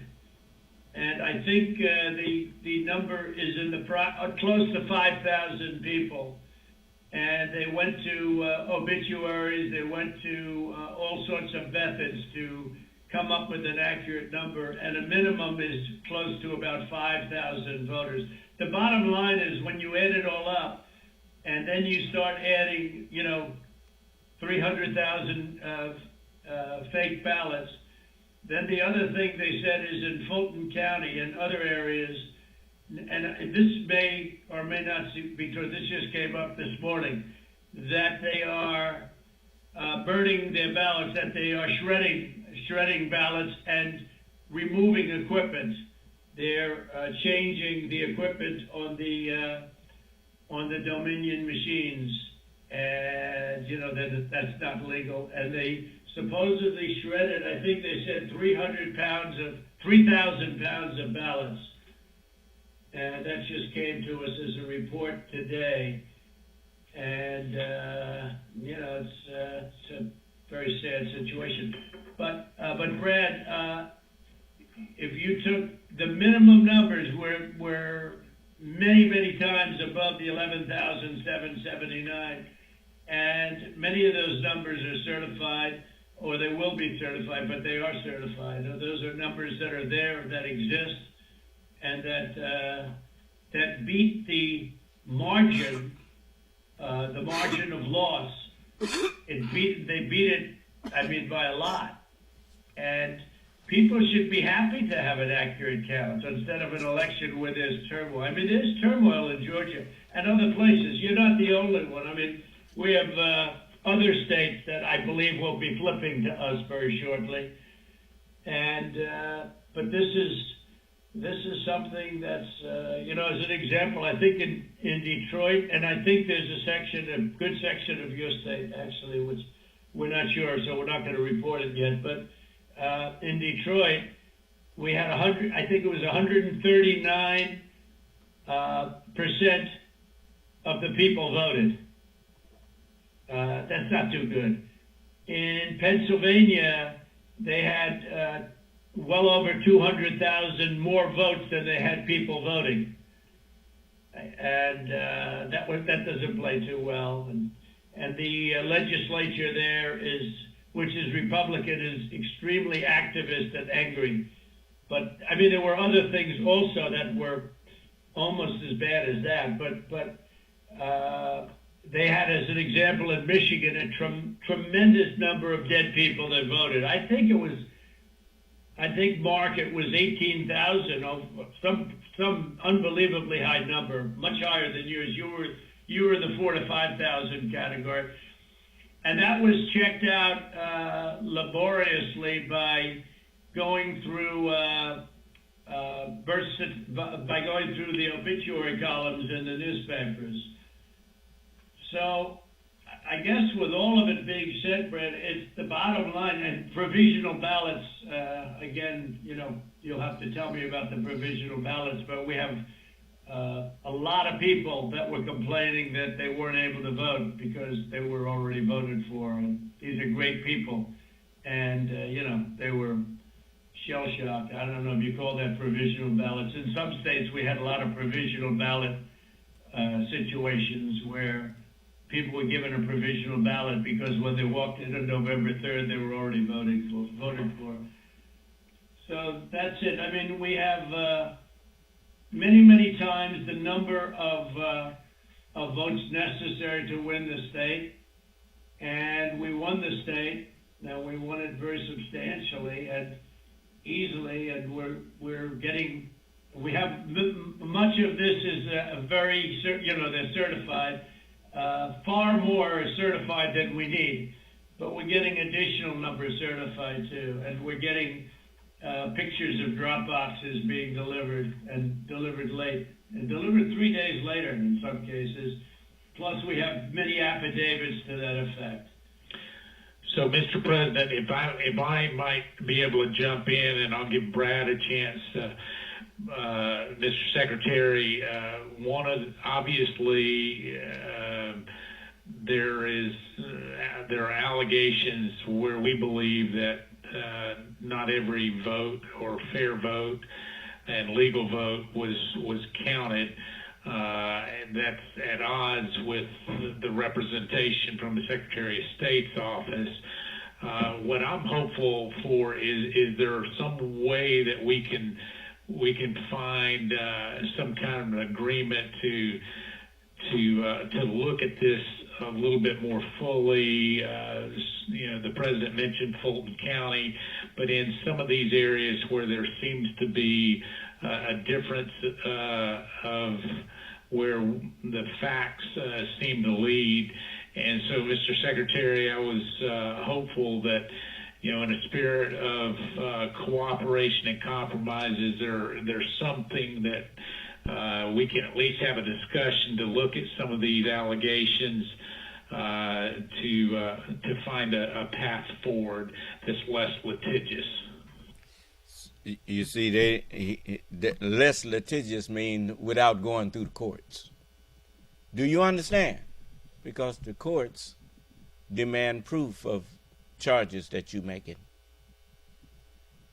They didn't have no proof of nothing they were saying. They were just making up stuff and making up lies to tell about the election and trying to get the Secretary of State of Georgia to go along with it and make up the lie. Push the lie out there too. Okay, listen. Well, I listened to what the president has just said. President Trump, we've had several lawsuits, and we've had to respond in court to the lawsuits and the contentions. We don't agree that you have one. I didn't agree about the 200,000 number that you mentioned. And I go through that point by point. What we have done is we gave our state senate about 1.5 hours of our time going through the election issue by issue. And then on the state house, the government affairs committee, we gave them about 2.5 hours of our time, going back point by point on all the issues of contention. And then just a few days ago, we met with our U.S. congressman, Republican congressman, and we gave them about 2 hours of our time talking about this past election. Going back, primarily what you've talked about, you're focused in on primarily, I believe, is the absentee ballot process. I don't believe that you're really questioning the Dominion machines, because we did a hand retally, a 100% retally of all the ballots, and compared that to what the machine said, and it came up with virtually the same result. And we did the recount, and we got virtually the same result. So I guess we could probably take that off the table. I don't think there's an issue about that. I think what you were... Brad, not that there's not an issue, but because we have a big issue with Dominion and other states, and perhaps in yours, but we haven't felt we needed to go there. And just to maybe put a little different spin on what Mark is saying, Mark Meadows. We'd like to go further, but we don't really need to. We have all the votes we need. We won the state. If you took, these are the most minimal. Now remember now, you done heard what happened with Fox News and the lies that they was pushing about Dominion. It cost them $780 million to settle out of court for the lies they was pushing about Dominion knowingly. Okay. Now you see, this man who was supposed to have been president was helping to push all them lies out there. The numbers that I gave you, those are numbers that are certified. Your absentee ballots sent to vacant addresses, your out-of-state voters, 4,925. When you add them up, it's many times the 11,779 number. So we could go through. We have not gone through your Dominion, so we can't give them blessing. I mean, in other states, we think we found tremendous corruption with Dominion machines, but we'll have to see. But we only lost the state by by that number, 11,000 votes, and 779.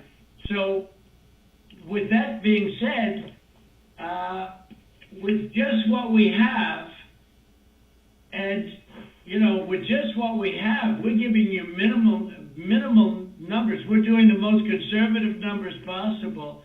We're many times above the margin. And so we don't really have to, Mark. I don't think we have to go through machines, because what's the difference between winning the election by two votes and winning it by 500,000 votes? I think we probably did win it by 500,000. One of the things that happened, Brad, is we have other people coming in now from Alabama and from South Carolina and from other states, and they're saying it's impossible for you to have lost Georgia. We won, in Alabama we set a record, got the highest vote ever. In Georgia we set a record with a massive amount of votes, and they say it's not possible to have lost Georgia. And I could tell you by our rallies. I could tell you by the rally I'm having on Monday night, the place, they already have lines of people standing out front waiting. It's just not possible to have lost Georgia. It's not possible. When I heard it was close, I said, there's no way. But they dropped a lot of votes in there late at night. You know that, Brett. And that's what we are working on very, very stringently. But regardless of those votes, with all of it being said, we lost by essentially 11,000 votes. And we have many more votes already calculated and certified to. So I just don't know, Mark, I don't know what's the purpose. I won't give Dominion a pass because we found too many bad things, but we don't need Dominion or anything else. We have won this election in Georgia based on all of this. And there's nothing wrong with saying that, Brad. Having a correct, the people of Georgia are angry. And these numbers are going to be repeated. Did you hear that? Did you hear him say there's nothing wrong with saying that, Brad? You saw him drop that in there? Just listen to it. Let me back it up just a little. Not possible. When I heard it was close, I said, there's no way. But they dropped a lot of votes in there late at night. You know that, Brett. And that's what we are working on very, very stringently. But regardless of those votes, with all of it being said, we lost by essentially 11,000 votes. And we have many more votes already calculated and certified to. So I just don't know, Mark, I don't know what's the purpose. I won't give Dominion a pass because we found too many bad things, but we don't need Dominion or anything else. We have won this election in Georgia based on all of this.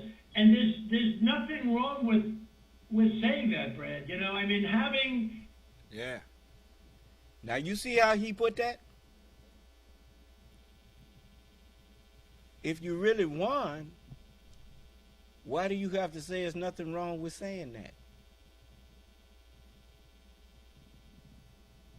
But he's trying to tell Brad Raffensperger to go ahead and say that. Ain't nothing wrong with saying that. Just say we won. Do you understand? If someone else is listening that want to come in here and discuss that with me, I welcome you to come in and discuss it. But you can hear him telling Brad Raffensperger to, okay, here's your chance. Just say it. Just like he told the man to just say there was some inconsistencies in the election, and leave the rest to me and the Republicans in Congress. Huh? Just say that. Okay, listen. The people of Georgia are angry. And these numbers are going to be repeated on Monday night, along with others that we're going to have by that time, which are much more substantial even. And the people of Georgia are angry. The people of the country are angry. And there's nothing wrong with saying that, that you've recalculated, because the 2,236 and absentee ballots, they're all exact numbers that were done by accounting firms, law firms, etc. And even if you cut them in half, and cut them in half again, it's more votes than we need. Well, Mr. President, the challenge that you have is the data you have is wrong. We talked to the congressmen, and they were surprised, but I guess there was a person named Mr. Raynard that came to these meetings and presented data. And he said that there was dead people, I believe it was upward of 5,000. The actual number were two people that were dead that voted. And so that's wrong. That was two. Well, Cleta, how do you respond to that? You tell me. Well, I will say, Mr. Secretary, one of the things that we have requested, and what we said was, and if you look at this, if you read our petition, it said that we took the names and birth years information available to us. We have asked from your office for records that only you have. And so we said there's a universe of people who have the same name and same birth year and died, but we don't have the records that you have.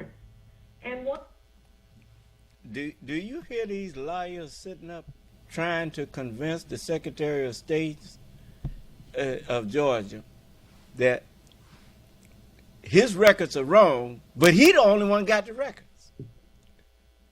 That's Sidney Powell.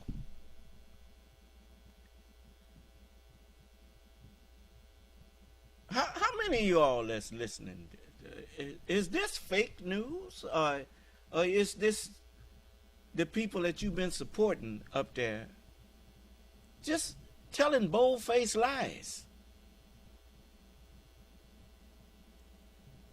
I mean, here she trying to convince the Secretary of State that his records was wrong, when in actuality, he the only one with the record.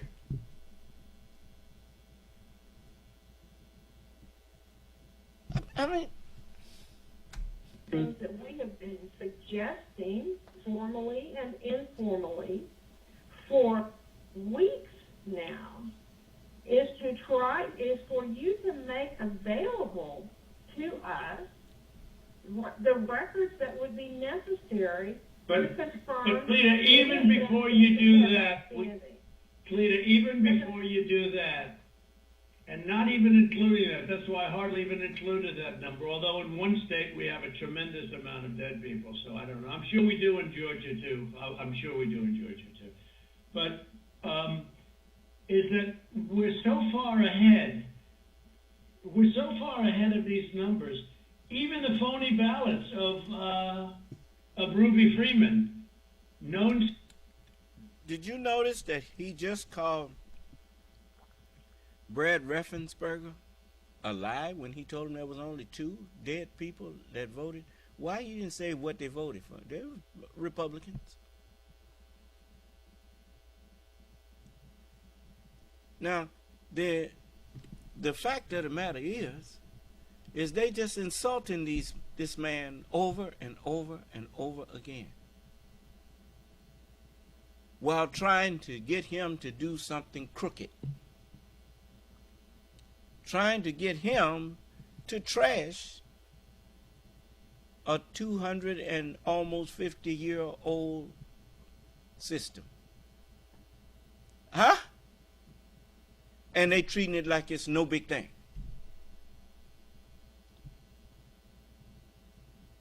What did Ben Franklin say to the lady? A republic, madam, if you can keep it. Huh? You know the internet, you know what was trending on the internet? Where's Ruby? Because they thought she'd be in jail. Where's Ruby? It's crazy. It's crazy. That was, the minimum number is 18,000 for Ruby, but they think it's probably about 56,000. But the minimum number is 18,000 on the Ruby Freeman night, where she ran back in there when everybody was gone and stuffed. She stuffed the ballot boxes. Let's face it, Brad. I mean, they did it in slow motion replay, magnified, right? She stuffed the ballot boxes. They were stuffed like nobody's ever seen them stuffed before. So there's a term for it when it's a machine instead of a ballot box. But now, after accusing her of that, then they went over there, as that indictment points out, had people calling Miss Freeman, telling her they need to help her and protect her but she gonna, trying to get her to confess to doing something she didn't do. Do you understand? To make his lie true. Do you understand?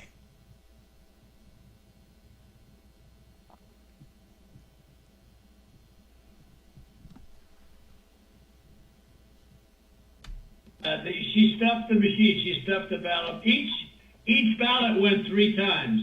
They were showing, here's ballot number 1, here it is a second time, third time, next ballot. I mean, look, Brett, this is, we have a new tape that we're going to release. It's devastating. And by the way, that one event is much more than the 11,000 votes that we're talking about. It's, you know, that one event was a disaster. It's just, you know, but it was something that it can't be disputed. And again, we have a version that you haven't seen, but it's magnified. It's magnified, and you can see everything. And she put, for some reason, they put it in 3 times each ballot, and I don't know why, but you know why. I don't know why 3 times. Why not 5 times, right? But yeah, go ahead. You're talking about the State Farm video, and I think it's extremely unfortunate that Rudy Giuliani or his people, they sliced and diced that video and took it out of context. So the next day we brought in WSB TV and we let them see the full run of tape. And what you'll see, the events that transpired are nowhere near what was projected by, you know. But where were the poll watchers, Brad? There were no poll watchers there. There were no Democrats or Republicans. There was no security there. It was late in the evening, or early in the morning, and there was nobody else in the room. Where were the poll watchers? And why did they say a water main broke, which they did, and which is reported in the newspapers? They said they left, they ran out because of a water main break, and there was no water main. There was nothing. There was no break. There was no water main break. But if you take out everything, where were the Republican poll watchers? Even where were the Democrat poll watchers? Because there were none. And then you say, well, they left their station. You know, if you look at the tape, and this was reviewed by professional police and detectives and other people. When they left in a rush, everybody left in a rush because of the water main, but everybody left in a rush. These people left their station. When they came back, they didn't go to their station. They went to the apron wrapped around the table under which were thousands and thousands of ballots in a box that was not an official or a sealed box. And then they took those and they went back to a different station. So if they would have come back, they would have walked to their station and they would have continued to work. But they couldn't do even that because that's illegal because they had no Republican poll watchers. And remember, her reputation is devastating. She's known all over the internet, Brett. She's known all over. I'm telling you, where's Ruby was one of the hot items on the Ruby. They knew her. Where's Ruby? So, Brad, you know, there can be no justification for that. And I give everybody the benefit of the doubt. But that was, and Brad, why did they put the votes in 3 times? You know, they put them in 3 times. Mr. President, they did not put that. We did an audit of that, and we proved conclusively that they were not scanned 3 times. Well, where was everybody else at that late time in the morning? Where was everybody? Where were the Republicans? Where were the security guards? Where were the people that were there just a little while before when everyone ran out of the room? How come we had no security in the room? Why did they run to the bottom of the table? Why did they run there and just open the skirt and rip out the votes? I mean, Brad, and they were sitting there, I think for 5 hours or something like that, the votes. But they just all happened to run back and go, you know, Brad. Yeah, Mr. President, we'll send you the link from WSB that does. I don't care about a link. I don't need it. I have a much better link. I will tell you, I've seen the tape. They don't want to see the truth. Don't want to see that link. We got the one we want. The one that they done spliced and diced and got it showing stuff that actually didn't happen. Do you understand?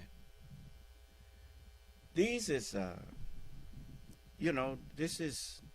this is a man fighting desperately to not be held accountable for all of the laws that he broke, while swearing that he would uphold and defend the Constitution. He got in there and did just the opposite. He tried to overthrow the Constitution, and still trying. Okay, so is Alex. We've watched it, and what we saw and what we've confirmed in the timing is that they made everybody leave. We have sworn affidavits saying that, and then they began to process ballots. And our estimate is that there were roughly 18,000 ballots. We don't know that. If you know that. There was 18,000 ballots, but they used each one 3 times. Well, So I it's don't know about that, but yeah, well, I do, because we had ours magnified out. So each one magnified out is the entire thing. But nobody can make a case for that, Brett. Nobody. I mean, look, you'd have to be a child to think anything other than that. Just a child. I mean, you never attorney there. How many ballots, Mr. Secretary, you saying that were processed in? We had GTI thoroughly investigate that. We had this is Ryan Germany, we had our law enforcement officers talk to everyone who was there after that event came to light. The GBI was with them as well as FBI agents. Well, there's no way they could find. Then they're incompetent. They're either dishonest or incompetent. Okay, there's only 2 answers: dishonesty or incompetence. There's just no way. Look, there's no way. And on the other thing, too, there's no way. I mean, there's no way that these things could have been. You have all these different people that voted, but they don't live in Georgia anymore. What was that number, Clayton? It was a pretty good number, too. Yeah. Well, the number who had registered out of state after they moved from Georgia. And so they had a date when they moved from Georgia. They registered to vote out of state, and then it's like 4,500. I don't have that right in front of me. And then they came back in and they voted. And voted. Yeah. No, that was a large number, though. It was in the 20s. And, the point is going through each of those as well, and those numbers that we got, that Ms. Mitchell was just saying, they're not accurate. Everyone we've been through are people that lived in Georgia, moved to a different state, but then moved back to Georgia legitimately. And in many cases... Really? How many people do that? You mean they moved out and then they said, the hell with it, I'm going back in. It doesn't sound like a very normal... You mean they moved out, and what, they missed it so much that they wanted to move back in? It's crazy. Well, and they moved back in years ago. This was not like something just before the election. So there's something about that data that it's just not accurate. Well, I don't know. All I know is that it is certified, and they moved out of Georgia, and they voted. It didn't say they moved back in, Clayton, did it? No, but I mean, we're looking at the voter register. Again, if you have additional records, we've been asking for that. But you haven't shared any of that with us. You just keep saying you've been... But Lena, a lot of it you don't need to be shared. I mean, to be honest, they should share it. They should share it because you want to get to an honest election. I won this election by hundreds of thousands of votes. There's no way I lost Georgia. There's no way. We won by hundreds of thousands of votes. I'm just going by small numbers. When you add them up, they're many times the 11,000. But I won that state by hundreds of thousands of votes. Now, do you think it's possible that they shredded ballots in Fulton County? Because that's what the rumor is. And also that Dominion took out machines. That Dominion is really moving fast to get rid of their machinery. Do you know anything about that? Because that's illegal. Ryan Germany. No, Dominion is not moved any machinery out of Fulton County. We're having. Well, but have they moved the inner parts of the machines and replaced them with other parts? No. You sure, Ryan? I'm sure, Mr. President. And what about the ballots, the shredding of the ballots? Have they been shredding ballots? No, the only investigation that we have into that, they have not been shredding any ballots. There was an issue in Cobb County where they were doing normal, office shredding, getting rid of old stuff, and we investigated that. And this is stuff from, past elections. I don't know. And that's what it doesn't pass the smell test, though, because we hear they're shredding thousands and thousands of ballots. And now what they're saying, we're just cleaning up the office. I don't think that plays. Mr. President, the problem you have with social media, people can say... No, this isn't social media. This is Trump media. It's not social media. It's really not. It's not social media. I don't care about social media. I couldn't care less. Social media is big tech. Big tech is on your side, I don't even know why you have a side, because you should want to have an accurate election. And you're a Republican. We believe that we do have an accurate election. No, I do. You don't. No, you don't. You don't have. Not even close. You're off by hundreds of thousands of votes, and just on the small numbers, you're off on these numbers. And these numbers can't be judged. Well, why won't? Okay, so you send us into Cobb County for signature verification, right? You send us into Cobb County, which we didn't want to go into. And you said it would be open to the public and we could have so we had our experts there. They weren't allowed into the room. But we didn't want Cobb County. We wanted Fulton County, and you wouldn't give it to us. Now, why aren't we doing signature, and why can't it be open to the public, and why can't we have professionals do it instead of rank amateurs that will never find anything and don't want to find anything? They don't want to find, they don't want to find anything. Someday you'll tell me the reason why. Because I don't understand your reasoning, but someday you'll tell me the reason why. But why don't you want to find? We chose Cobb County. Why don't you want to find? What? Sorry, go ahead. Yeah, so why did you do Cobb County? We didn't even we requested Fulton County, not Cobb County. Well, that's right. We have our election contest. Yeah, go ahead, please. Go ahead. We chose Cobb County because that was the only county where there's been any evidence submitted that the signature verification was not properly done. Well, no, but I told you, but we're not saying that. We are we're the aggrieved party. Fulton County, look, Stacy, in my opinion, Stacy is as dishonest as they come. She has outplayed you at every heart, at everything. She got you to sign a totally unconstitutional agreement, which is a disastrous agreement. You can't check signatures. You can't do that. I can't imagine you're allowed to do harvesting, I guess, in that agreement. That agreement is a disaster for this country. But she got you somehow to sign that thing, and she's outsmarted you at every step. And I hate to imagine what's going to happen on Monday or Tuesday, but it's very scary to people, where the ballots flow in out of nowhere. It's very scary to people.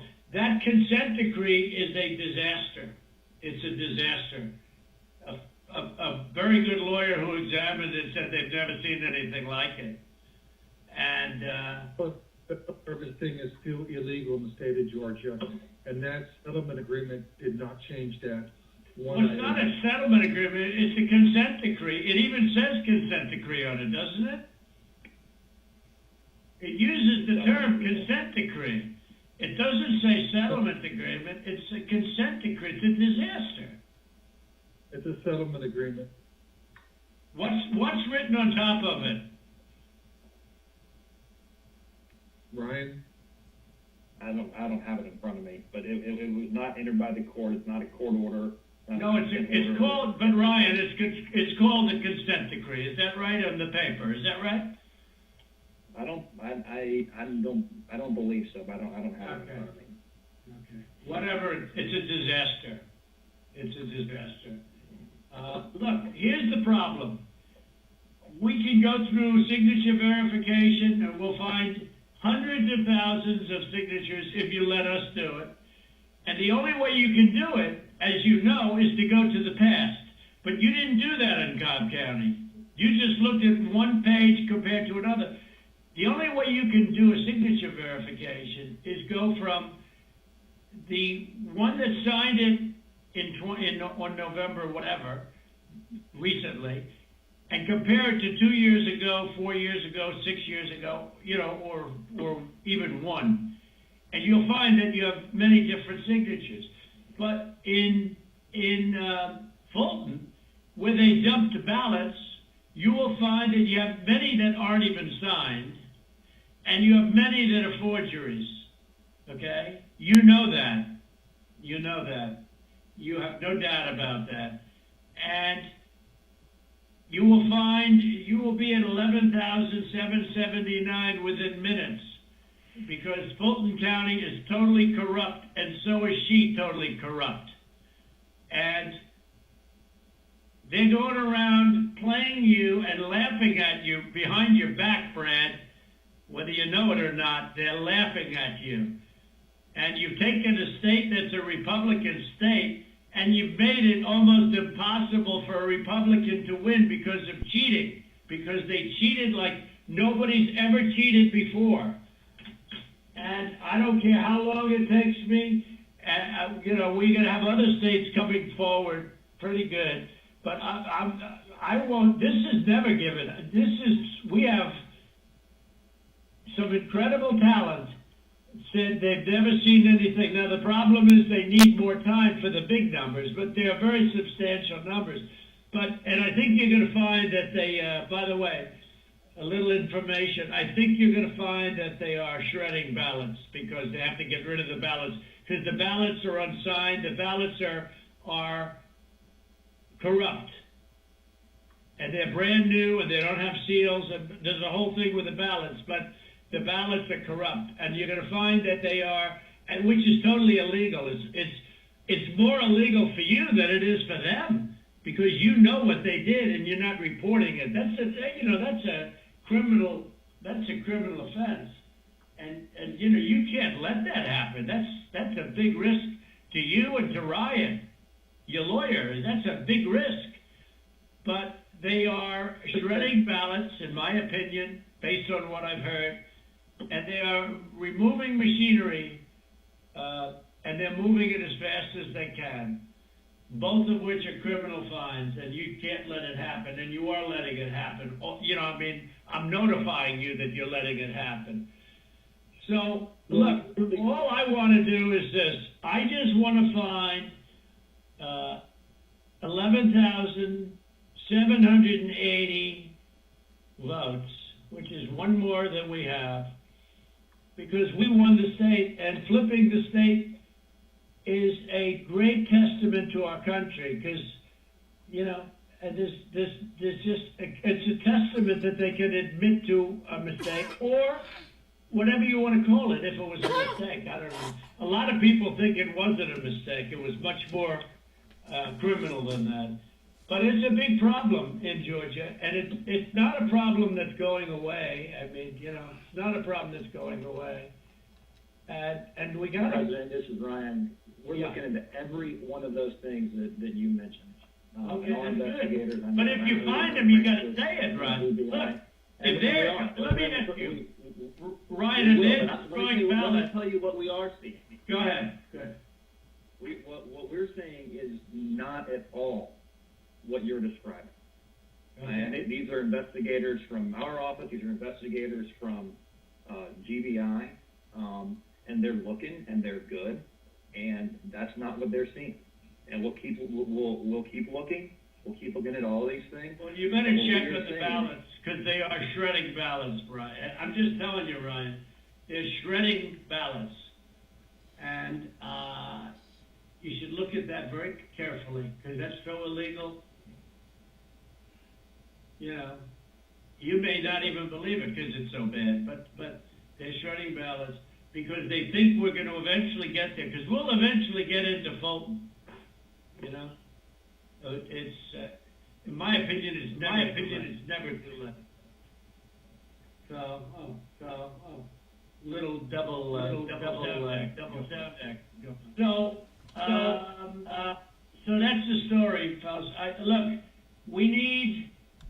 Well, one thing he told the truth about, he did eventually get into Fulton. He got mugshot and indicted. And I'm gonna let you hear the rest. Do any of you all still support him? That's what you support?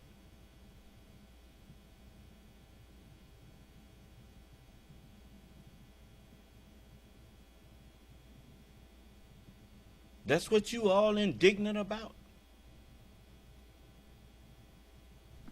Just a moment. Only 11,000 votes. We have far more than that as it stands now. We'll have more and more. And do you have provisional ballots at all, Brad? Provisional ballots? Provisional ballots are allowed, by state law. Sure, but do you have them? I mean, are they counted, or did you just hold them back because they, in other words, how many provisional ballots do you have in the state? We'll get you that number. Because most of them are made out to the name Trump, because these are people that were scammed when they came in, and we have thousands of people that have testified or that want to testify. When they came in, they were proudly going to vote on November 3rd, and they were told, I'm sorry, you've already been voted for, you've already voted. The women, men started screaming, no, I proudly voted till November 3rd. They said, I'm sorry, but you already been voted for, and you have a ballot. And these people are beside themselves. So they went out and they filled in a provisional ballot, putting the name Trump on it. And what about that batch of military ballots that came in, and even though I won the military by a lot, it was 100% Trump. Do you know? I mean, 100% Biden. Do you know about that? A large group of ballots came in. I think it was to Fulton County, and they just happened to be 100% for Trump, even though for Biden, even though Trump won the military by a lot, a tremendous amount. But these ballots were 100% for Biden. And do you know about that? A very substantial number came in, all for Biden. Does anybody know about it? I know about it, but we were never. Well, okay, Toledo, wait. I'm not asking you, Toledo, honestly. I'm asking Brad. Do you know about the military ballots that we have confirmed now? Do you know about the military ballots that came in that were 100%? I mean, 100% for Biden. Do you know about that? I don't know about that. I do know that we have, when military ballots come in, it's not just military. It's also military and overseas citizens. The military part of that does generally go Republican. The overseas citizen part of it generally goes very Democrat. No, but this was a mix of them. Yeah, that's okay. But I got like 78% in the military. These ballots were all for this. They didn't tell me overseas. Could be overseas too, but I get votes overseas too, right? In all fairness. No, they came in, a large batch came in, and it was, quote, 100% for Biden. And that is criminal. That's criminal. Okay, that's another criminal. That's another of the many criminal events. Many criminal events here. I don't know. Look, Brad, I have to find 12,000 votes, and I have them times a lot, and therefore I won the state. That's before we go to the next step, which is in the process of right now. And I watched you this morning, and you said, well, there was no criminality, but I mean, all of this stuff is very dangerous stuff. When you talk about no criminality, I think it's very dangerous for you to say that. I just don't know why you don't want to have the votes counted as they are. Like even you, when you went and did that check, and I was surprised because, you know, I didn't get the check, and we found a few thousand votes that were against me. I was actually surprised because the way that check was done, all you're doing is recertifying existing votes.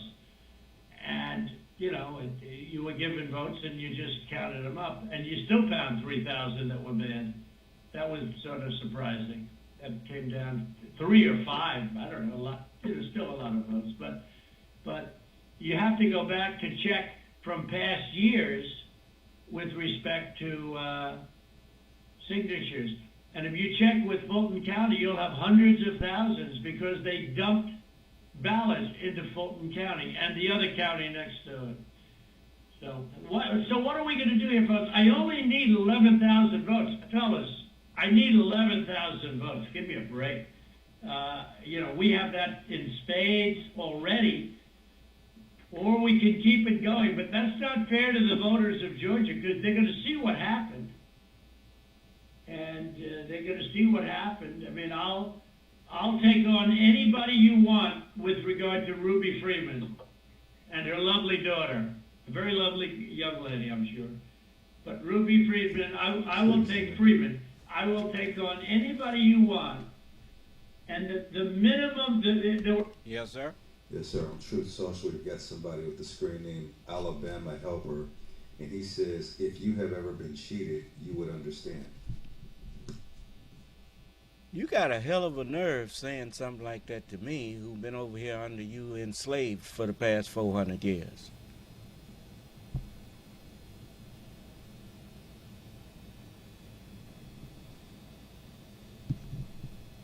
Everybody who listening to this, hear this man trying to get the Secretary of State to lie.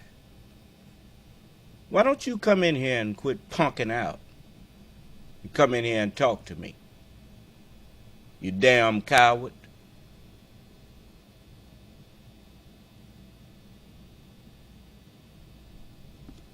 Now you come on in here.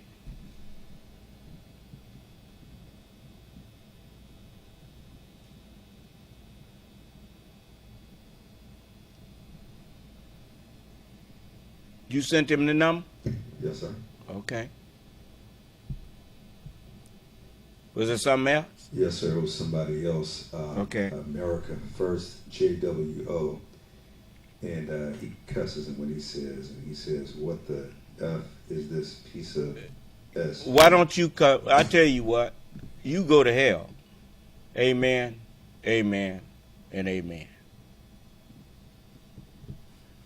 I told you come in here talking crazy to me, I was going to throw you in hell.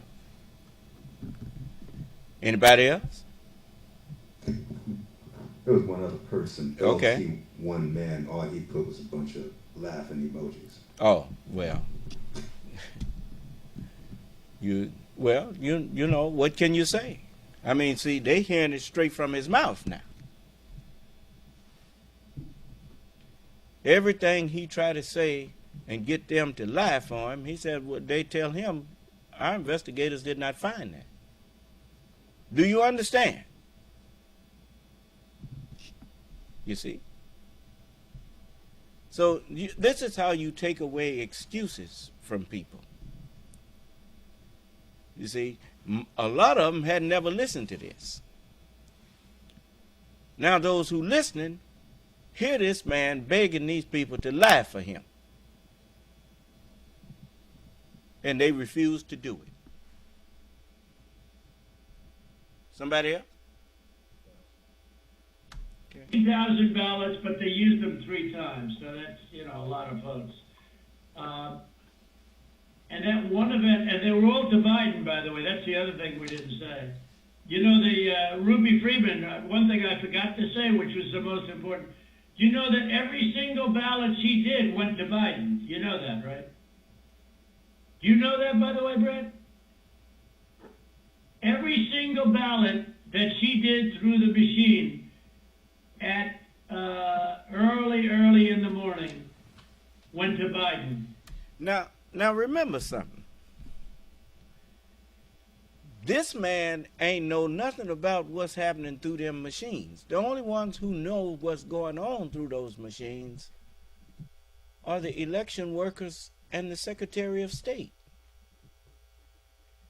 And as far as who voted for who in those machines, they only count ballots and who it was for.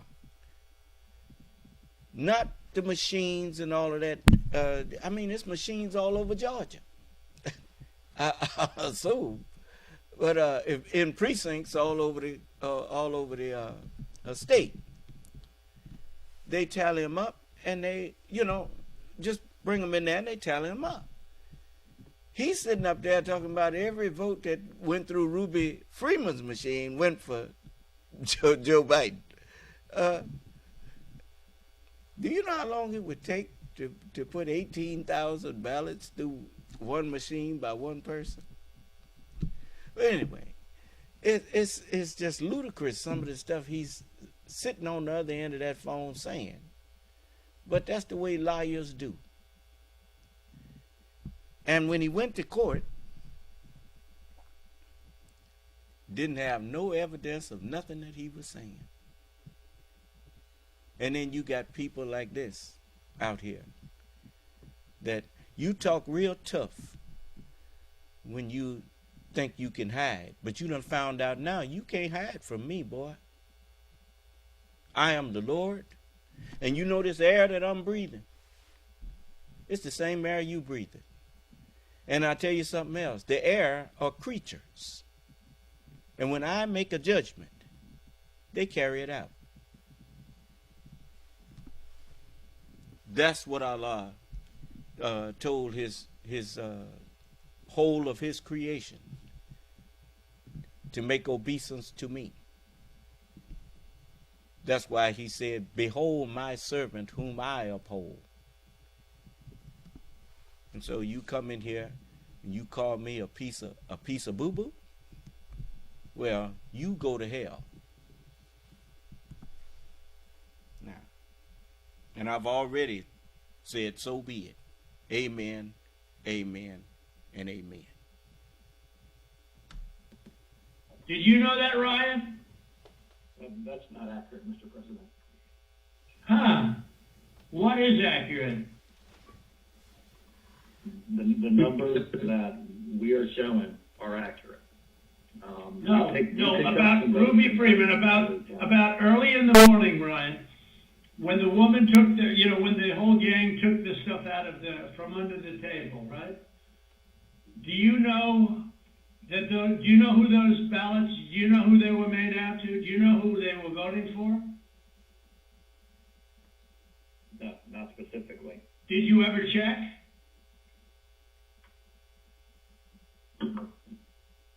We did what I described to you earlier. No. Did you ever check the ballots that were scammed by Ruby Freeman, a known political operative balloteer? Did you ever check who those votes were for? We've looked into that situation that you described. No, they were 100% for Biden. 100%. There wasn't a Trump vote in the whole group. Why don't you want to find this, Ryan? What's wrong with you? I heard your lawyer is very difficult, actually, but I'm sure you're a good lawyer. You have a nice last name. But I'm just curious, why do you keep fighting this thing? It just doesn't make sense. We're way over the 17,779, right? We're way over that number. And if you took just Ruby Freeman, we're over that number by five or six times when you multiply it out times 3. And every single ballot went to Biden. And you didn't know that, but now you know it.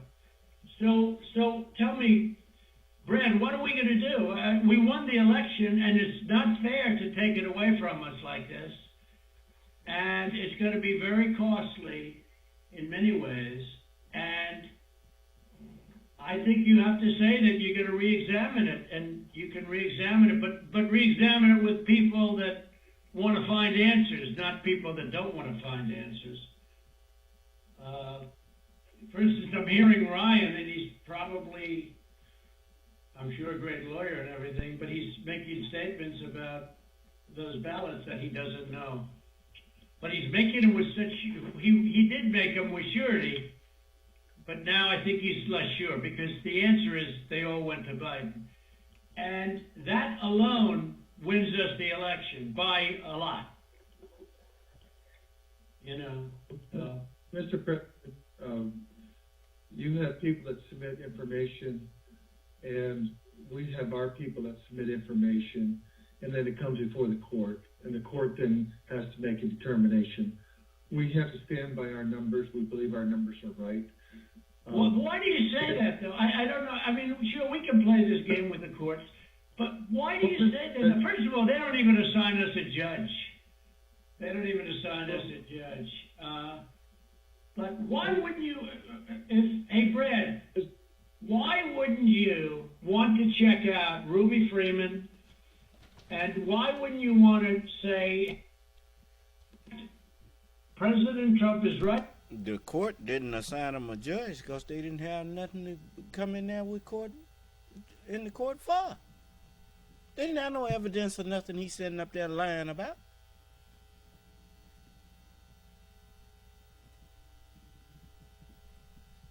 You notice, you look at all these people who was willing to support this man to overthrow the government. When I asked them what do they have to replace it with, and none of them said nothing. Haven't said a mumbling word. I asked them, what did Donald Trump do as President of the United States that benefited the United States and its people for the whole 4 years that he was in office?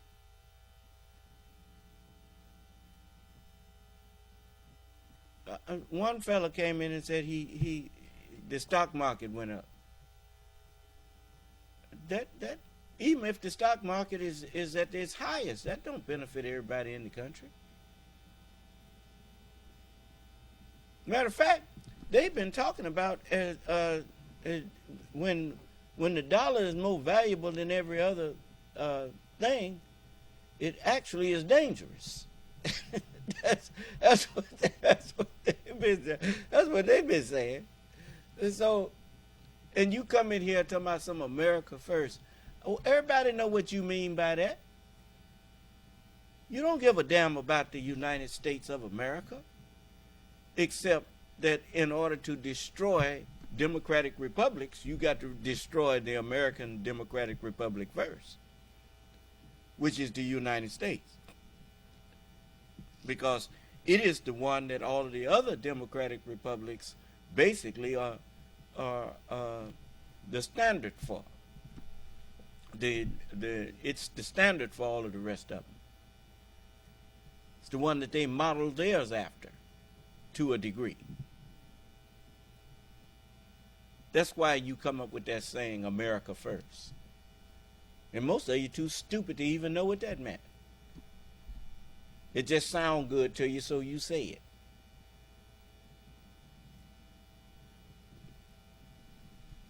So, you know, we are, and I'll tell you something else. All of you that's pretending to be American citizens on the internet, that's got the real citizens of this country fighting each other, like that one that I just throwed in hell. You know, a lot of these people, they set up sites, and they're not even in this country. They just set up these sites and have you fighting with each other. And so I'm glad I'm on there now. so you can get what you got coming for falling on me. You should have went and read what the book said about those who fall on me. As the book said, whosoever shall fall on that stone shall be crushed. And whosoever that stone shall fall on shall grind them to powder. So, I notice ain't none of you coming in here to talk to me. You let a man get away with calling you a coward after you instituted a verbal joust? You know, you come in and talk to me, I'll be more than happy to talk to you and let you put forth your reasoning. How many of y'all believe that election was stolen from Donald Trump? Come on in and talk to me about it.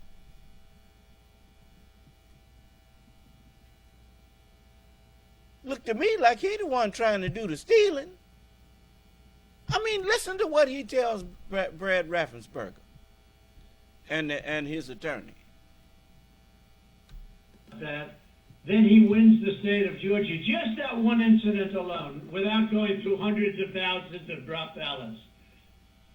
You just say you stick by. I mean, I've been watching you for, you don't care about anything. Your numbers are right. But you. Well, I mean, what is he supposed to say? What is Mr. Raffensperger supposed to say when he's counted the votes and Joe Biden won the election?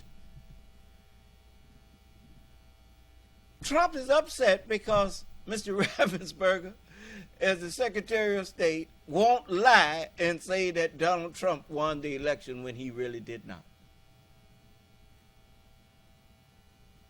And Trump is trying to get him to change his mind. And listen to it. They aren't right. They're really wrong. And they're really wrong, Brad. And I know this phone call's going nowhere other than ultimately, look, ultimately I win, okay? Because Mr. Secretary, you guys are so wrong, and you've treated the population of Georgia so badly.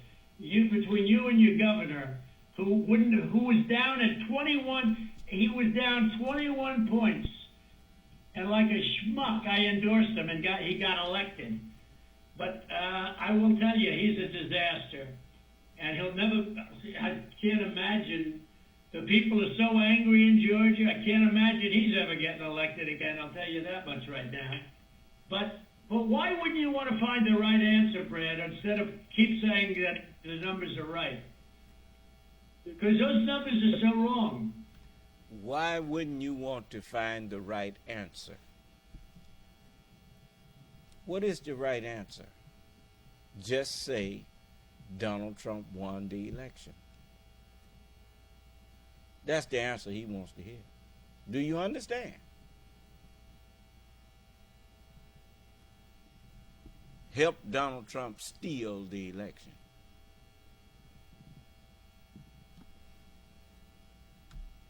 Mr.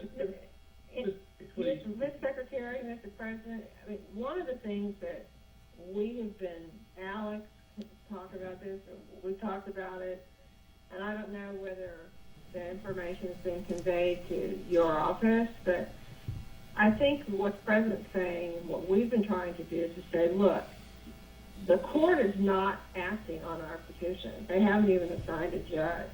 But listen to that. Why would the court not act on their petition?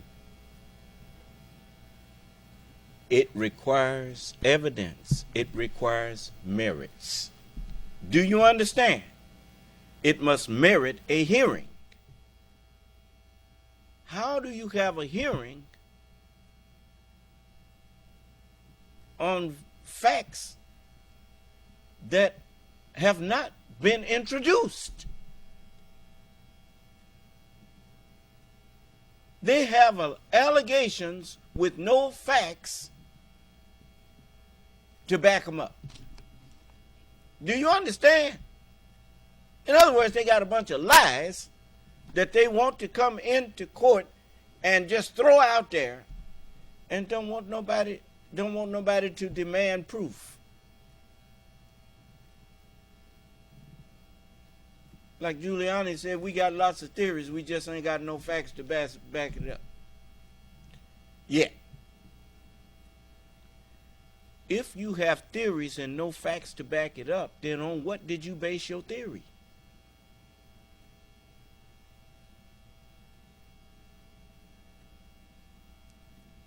Huh? Okay.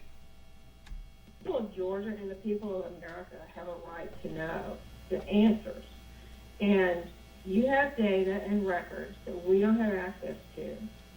And you keep telling us and making public statements that you investigated this and, nothing to see here. But we don't know about that. All we know is what you... Whose job is it to oversee the election? It's the Secretary of State's job, right? She just told him that she don't trust him to do his job. And we need to come do your job for you.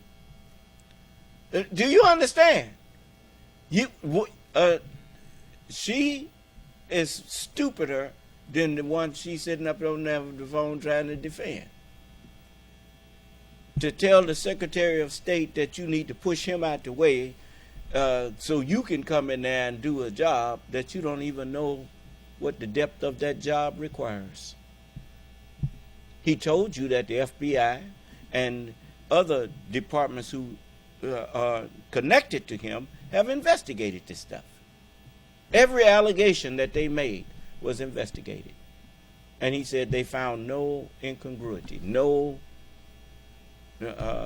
evidence that what they were saying, what Trump and them were saying to him, he didn't find any evidence that it was true. He said it was a bunch of dead people voted, and he said they went in there and checked. It was two dead people. You find it strange they didn't ask, well, what was the votes for? Who was the votes for?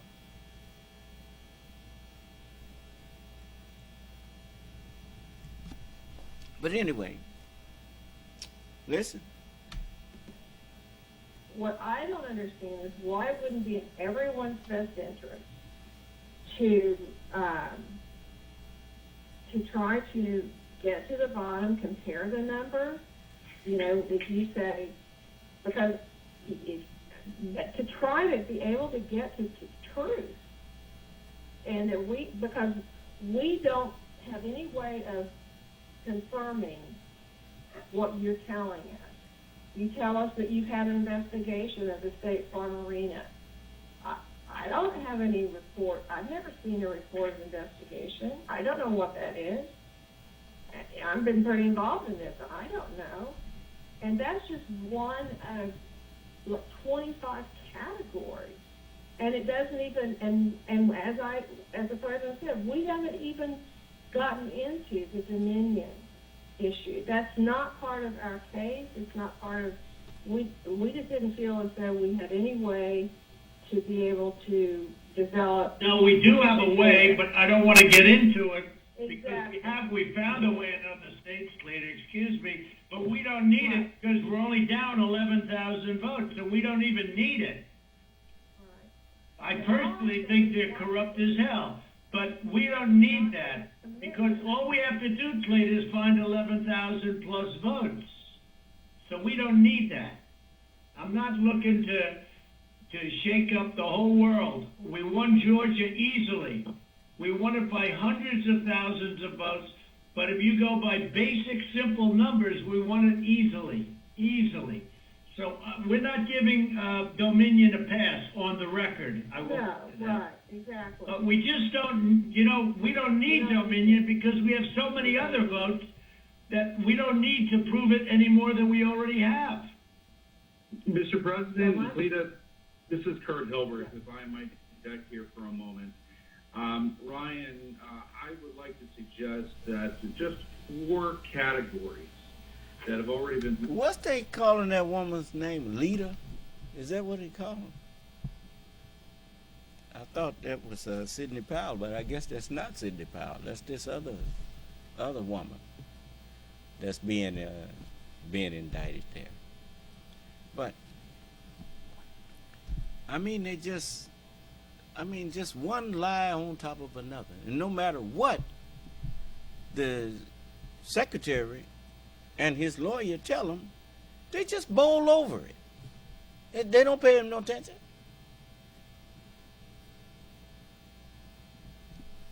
What if they hadn't recorded this?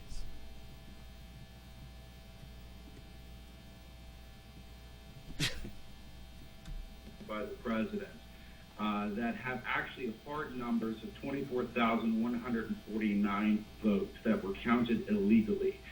That in and of itself is sufficient to change the result or place the outcome in doubt. We would like to just sit down with your office, and we can do it through purposes of compromise and settlement, just like this phone call, just to deal with that limited category of votes. And if you are able to establish that our numbers are not accurate, then fine. However, we believe that they are accurate. We've had now... He just told them that their numbers are not accurate. Didn't Secretary Raffensperger tell them that their numbers were wrong? You see the redundancy here? You see how it does no good to try to reason with a person who knows that they are lying to you? The only way that they can keep the conversation going is they have to ignore whatever you say and go right back. It reminds me of them Jehovah's Witnesses. No matter what your religion is, when they come to you, you can't hardly get a word in edgewise. And if you do say something to them, it's like you never said nothing because they ignore you and just keep saying what they're saying. Do you understand? And even if you try to discuss with them what they're saying, they ignore you. Because none of them actually have any knowledge of what they are saying to you. They just trying to program you like they are programmed.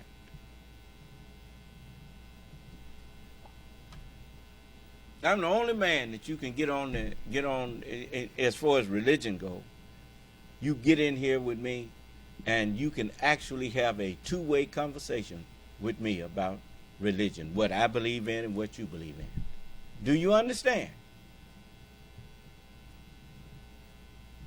This conversation between Mr. Raffensperger and Donald Trump and his cohorts, that was a one-way conversation. They didn't call him up to get at the truth of anything because they already knew the truth. He lost the election. They was calling him up to convince him to say that Donald Trump did not lose, but he won. Do you understand? The four separate experts look at these numbers. These numbers are based upon the USPS. And certified accountants looked at them.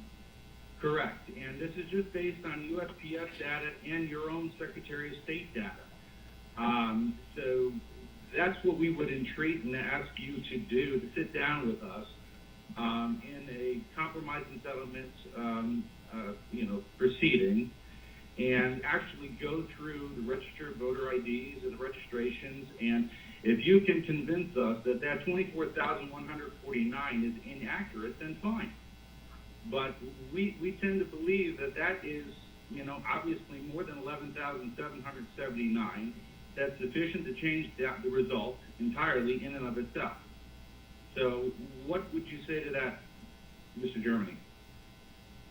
Kurt, I'm happy to, I'll get with our lawyers and we'll set that up. That number is not accurate, and I think we can show you, for all the ones we've looked at, why it's not.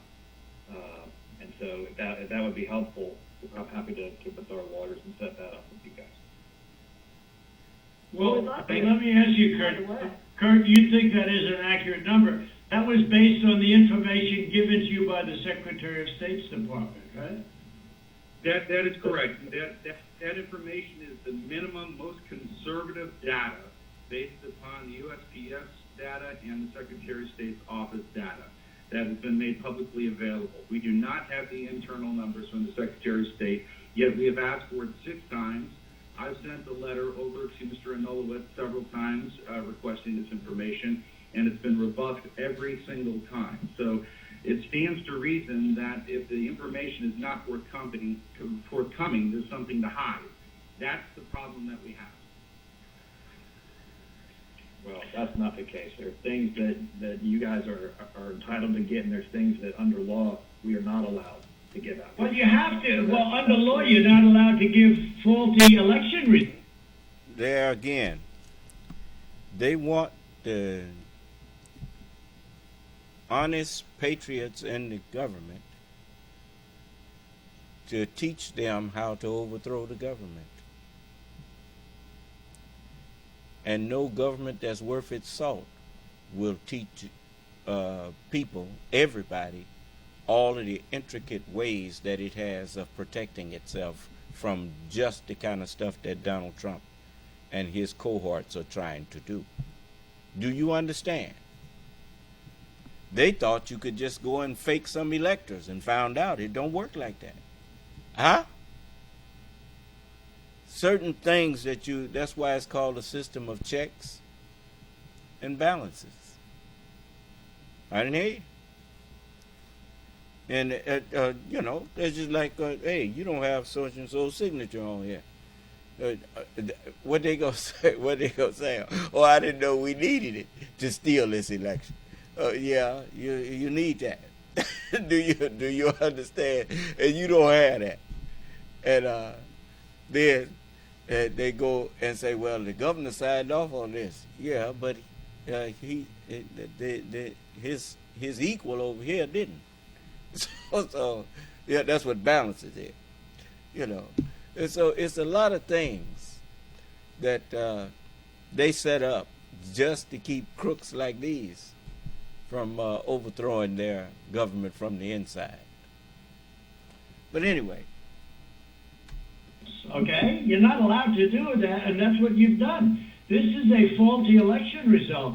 And honestly, this should go very fast. You should meet tomorrow, because you have a big election coming up, and because of what you've done to the president, the people of Georgia know that this was a scam.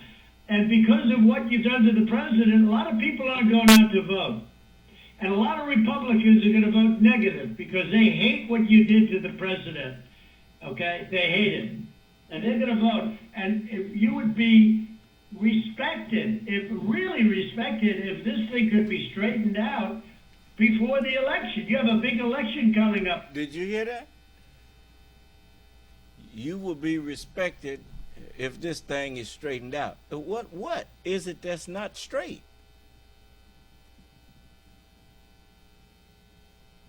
You'll be respected if you lie for me and let me get back in there, so I can finish overthrowing your government. That's what he was actually saying, because that's what he tried to do. He even told the people who went in there and smeared feces all over the Capitol building walls that they was good people and that he loved them, and that they didn't do anything wrong. So when they were spreading feces all over there and trashing the building, they wasn't doing nothing wrong, according to him. Huh? Just a moment. This is almost through. I wanted you to hear the whole thing, and I tried my best not to try to stop it every few minutes, so that you could not accuse me of putting some spin on it. I give you intelligence. I give you credit for having some intelligence to hear what I heard. Here's a man lost an election trying to get people to help him overthrow it.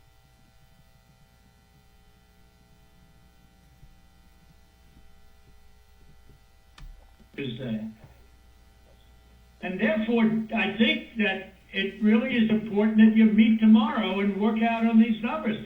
Because I know, Brad, that if if you think we're right, I think you're going to say, and I'm not looking to blame anybody. I'm not blaming. I'm just saying that, under new counts and under new views of the election results, we won the election. So, it's very simple. We won the election. As the governor of major states in the surrounding states said, there is no way you lost Georgia. As the Georgia politicians say, there is no way you lost Georgia. Nobody, everyone knows I won it by hundreds of thousands of votes. But I'll tell you, it's going to have a big impact on Tuesday if you guys don't get this thing straightened out fast. Well, Mr. President, this is Mark. Let me just, it sounds like we've got two different sides agreeing that we can look at those areas, and I assume that we can do that within the next 24 to 48 hours to go ahead and get that reconciled so that we can look at the two claims and making sure that we get the access to the Secretary of State's data to either validate or invalidate the claims that have been made. Is that correct? So that's not what I said. I'm happy to sit down with, or have our lawyers sit down with Kurt and the lawyers on that side and explain to him, hey, here's, based on what we've looked at so far, here's how we know this is wrong, this is wrong, this is wrong, this is wrong, this is wrong. And So what you're saying, Ryan, hold on, let me make sure. So what you're saying is you really don't want to give access to the data. You just want to make another case on why the lawsuit is wrong? I don't think we can give access to data that's protected by law. But we can sit down with them and say, But hey, you're allowed to have a phony election? You're allowed to have a phony election, right? No, sir. When are you going to do the signature counts on, when are you going to do signature verification on Fulton County? Which you said you were going to do, and now all of it. See how they disrespecting his office and his position?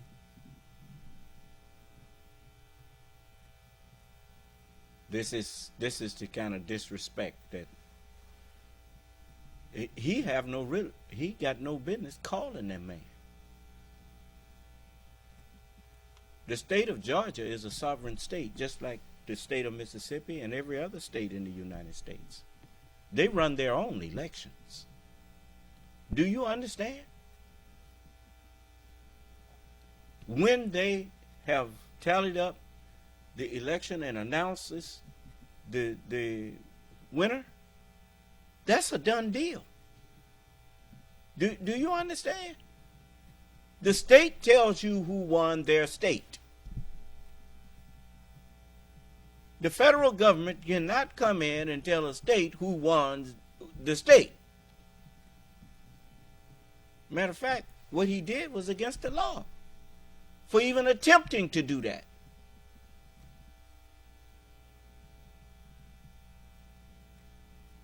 That's why every state in the union has 2 senators that represent that state equally, regardless to their population. Do you understand? 50 states, 100 senators. That way everybody has equal representation up there.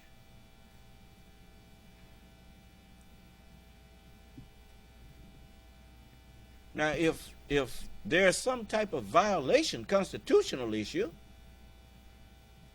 then the federal people step in and say, wait a minute, you violating the Constitution here of the United States, which we've all agreed to adhere to. You got to correct this. You got to correct that. Do you understand? But they're coming up there trying to tell Mr. Raffensperger that they don't trust his count. They don't trust his investigation, and that kind of. In other words, we believe you lying to us. When in actuality, they was the ones doing the lying.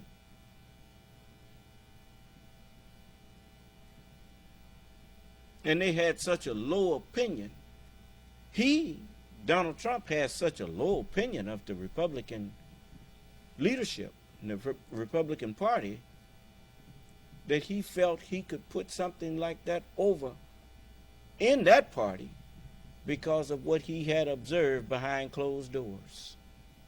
Do you understand?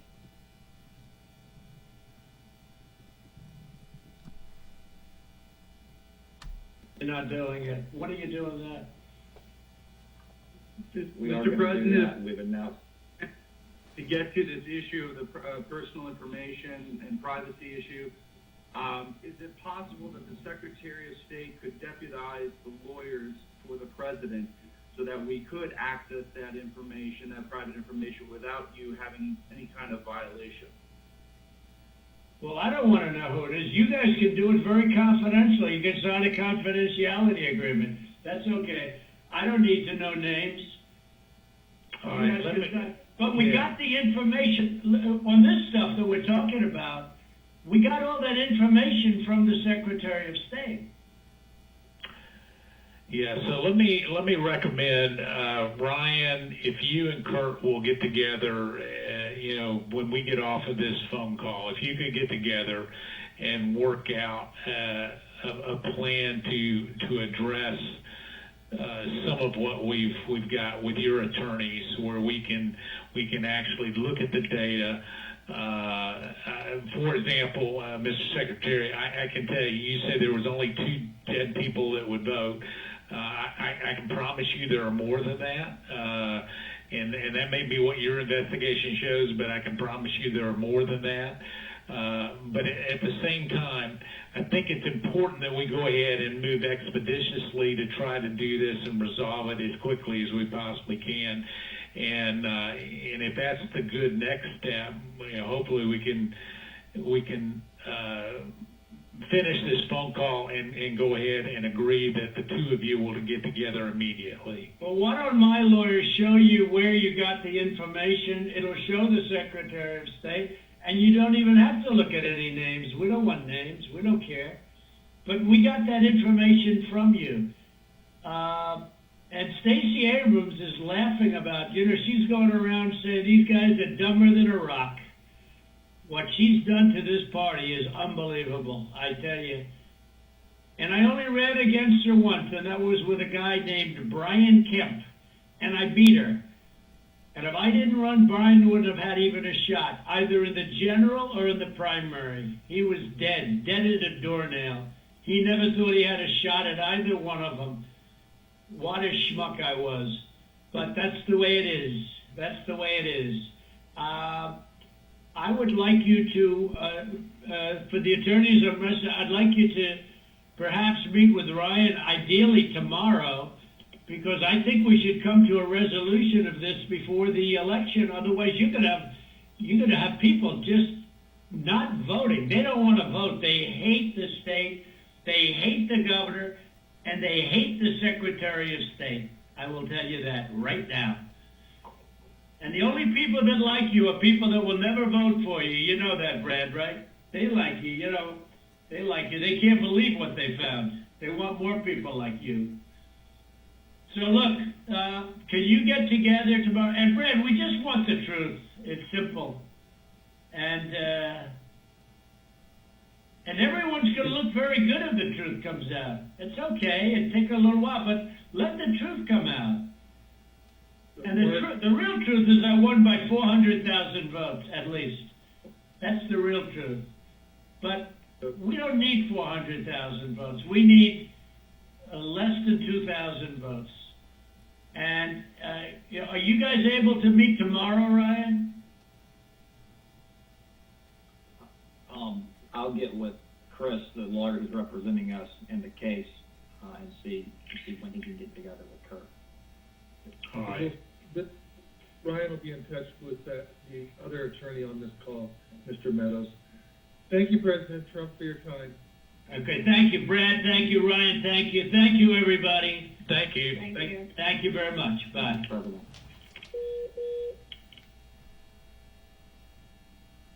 Okay. Hey, NBC News viewers, thanks for checking out our YouTube channel. Subscribe by clicking on that button down here and click on any of the videos or... So you see, the man just a liar from the word say go. All he need is 11,780 votes. Just find that. Give me a break. Huh? That's what he said. Give me a break. Yeah. Give him a number and a mug shot. That's what give him. And then give him a sale. What did he say about Miss Clinton? Lock her up. And when I asked, and I'm still waiting on an answer to that, lock her up for what? Now, if we say lock him up, now what? The man got 90-something charges against him right now.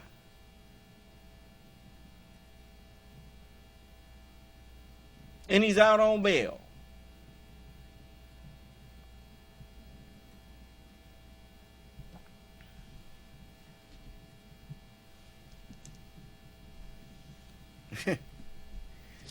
Now, did anyone have something that they want to tell us why in this in the world would you want to put a man such as Donald Trump back in the White House for 4 more years? Why? Unless you just absolutely hate this country. You hate the United States and you would like to see it destroyed.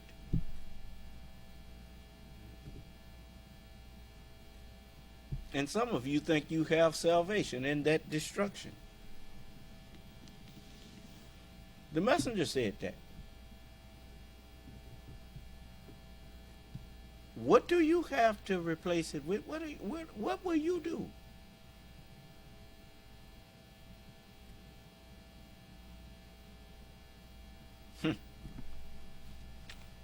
Strange folks. What do you think?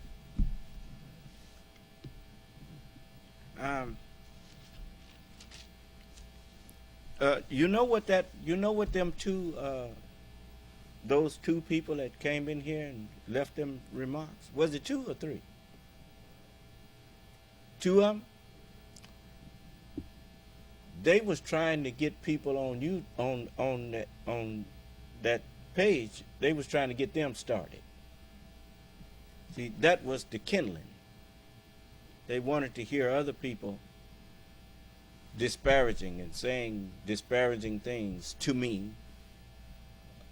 for showing this. See, these is the people who supported. Remember when Putin was asked, did he tell his people to help Donald Trump get elected? He said, yes. They would still like to see him back. Do you understand? All dictatorships would like to see Donald Trump try and reestablish a dictatorship in the first successful democratic republic. Huh?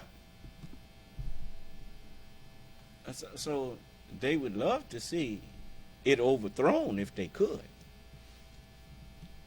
because they just ain't got nothing that can match it. You don't have another country where the people actually govern themselves. They elect their own governors, their own people that have authority, and they limit them to so many years, and then they have to ask to be put back in there again. Do you understand? That is amazing.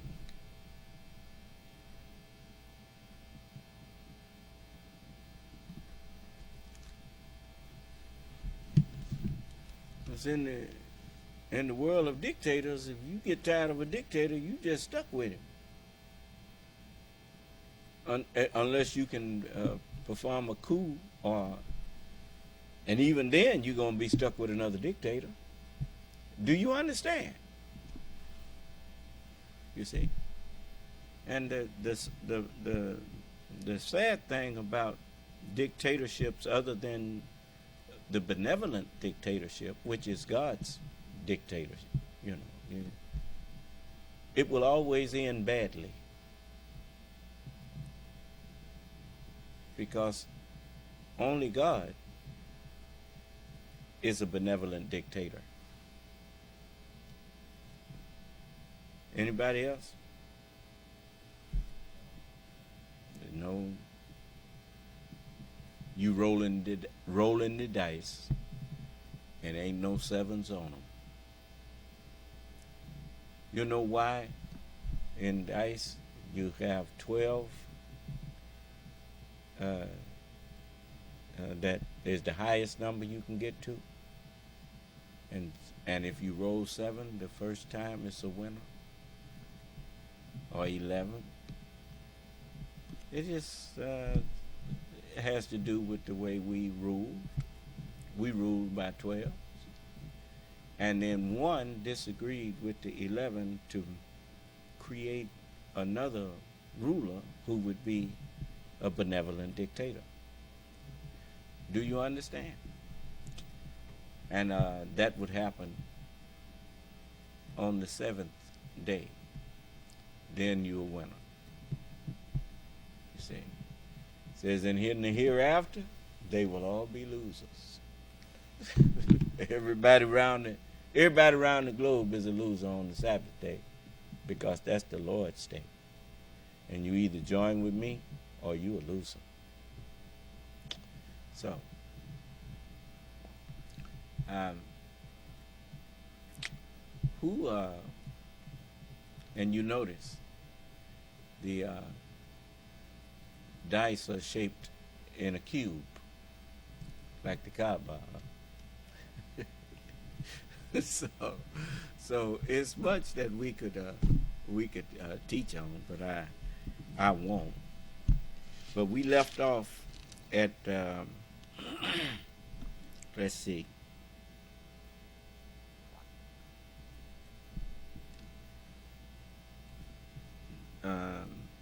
Did I get up to verse 50 yesterday in the 24th chapter?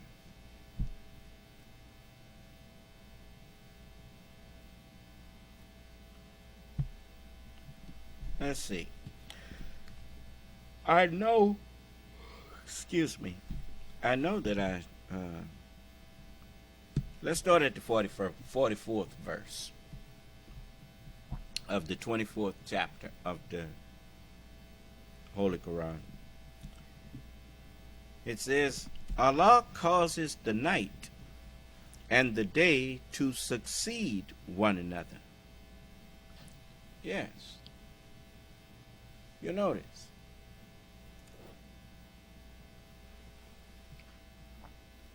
As we sit on this earth, you notice the daylight hours is for seeking livelihood. As you go about your business, performing tasks that require the light of the sun. Huh? The night, you must rest. You must, as it says, the night was made for rest. Not just rest as in I'm tired, but rest as in, since you can't see what you're doing at night, then stop. When you get to the point where you can't see what you're doing, it's time to rest. Time to come to a rest. Bring that work to a stop. Right? As Jesus said, I must work to him the works of him that sent me while it is day. For the night cometh wherein no man can work. Huh? Yeah. Okay. We revealed the Holy Scriptures on a night, the measure of which is 6,000 years long. Do you understand? We revealed it on the night that had power, the night of power, of majesty. Yes, the power of darkness. The power of spiritual darkness was to rule for 6,000 years. And so Allah causes the night and the day to succeed one another. The day comes after the night, and then the night comes after the day. Do you understand?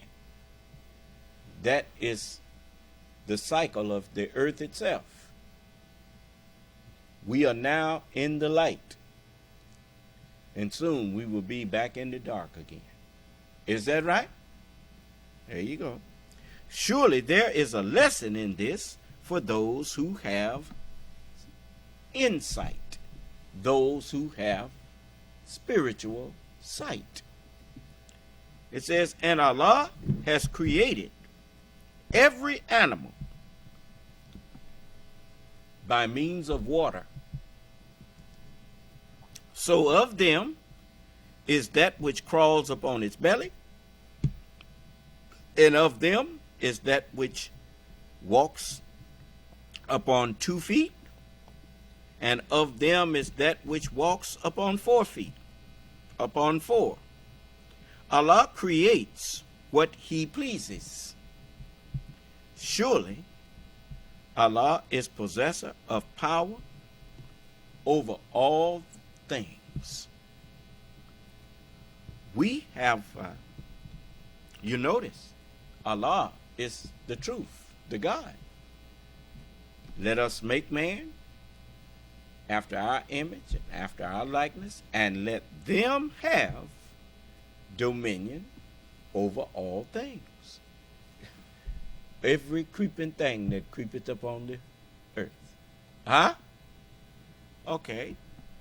Allah is possessor of power over all things, so naturally He can let out dominion over those things to whom He pleases.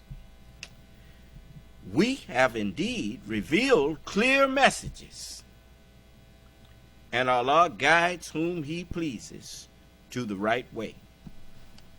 I think I better let you hear again the Honorable Elijah Muhammad telling you some things. We used to disgrace ourselves and them too. That's right. Because we didn't know ourselves. That's right. But now we respect ourselves and we respect them. Yes, sir. Praise be to Allah. Yes, sir. You'll go out there disrespecting the honor of this land. They are done as long as they're in power. Yes, sir. I think you will be showing disrespect for the high honor that has been conferred on you, yes, sir, and me by God. Yes, sir. Thank you, dear Holy Apostle. Yes, respect everybody. Everybody will respect you. Right. Thank you. Thank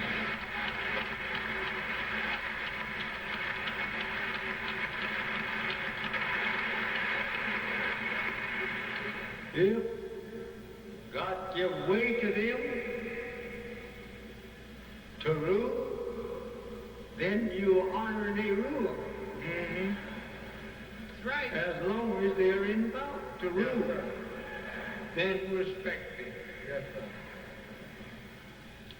This I mean from my heart. Yes, sir. Yes, sir. Everywhere we go, respect people. And people will respect you. Yes, sir. Yes, that's right. Don't think that you are so great now just because God promised you the kingdom. Wait until you get in it. Yes, sir.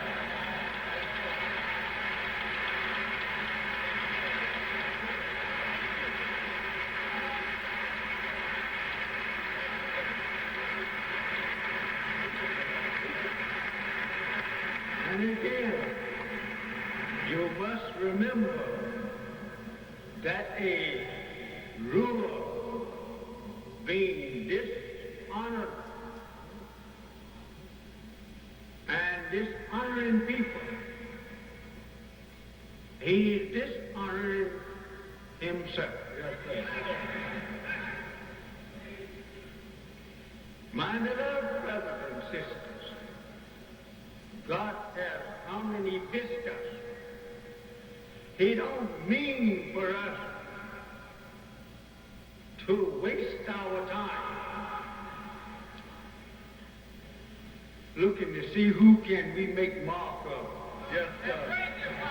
Yes, sir. Looking and trying to show people that if you will mark disrespect, that God did not raise us up to repeat the same. Yes, sir.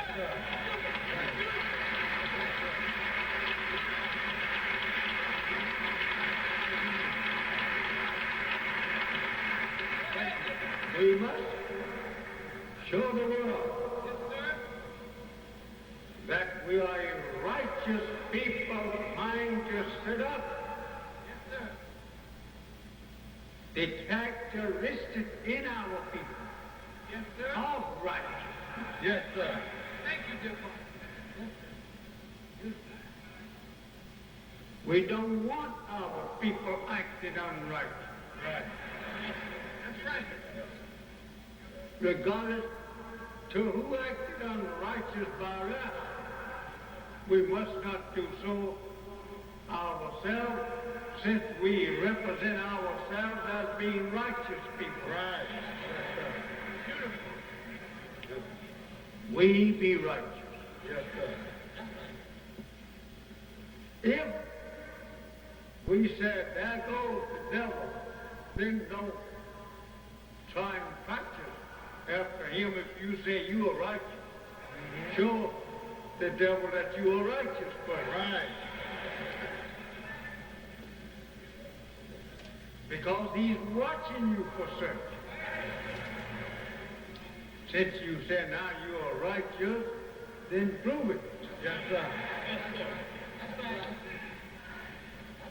And if you say he's not righteous, he will say he was not his maker. Yes, sir. That's right. That's right. That'll stop your mouth. Yes, sir.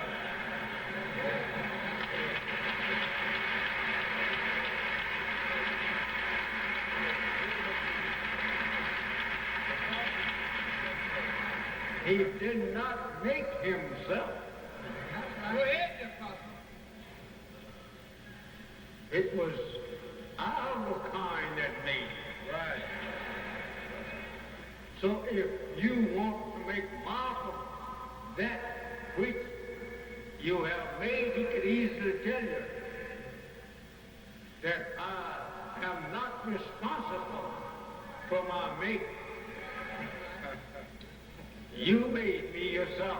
That's your kind. Let us remember these words. Thank you, dear Holy Apostle. There's lots that we must learn to do. Yes, sir. To show forth to the world who we are. We are not raised up to sit around and make mock of people. No. We are raised up to show the world what righteousness looks like. Yes, sir. And how it feels to be righteous. Yes, sir. Go ahead, dear Apostle. a man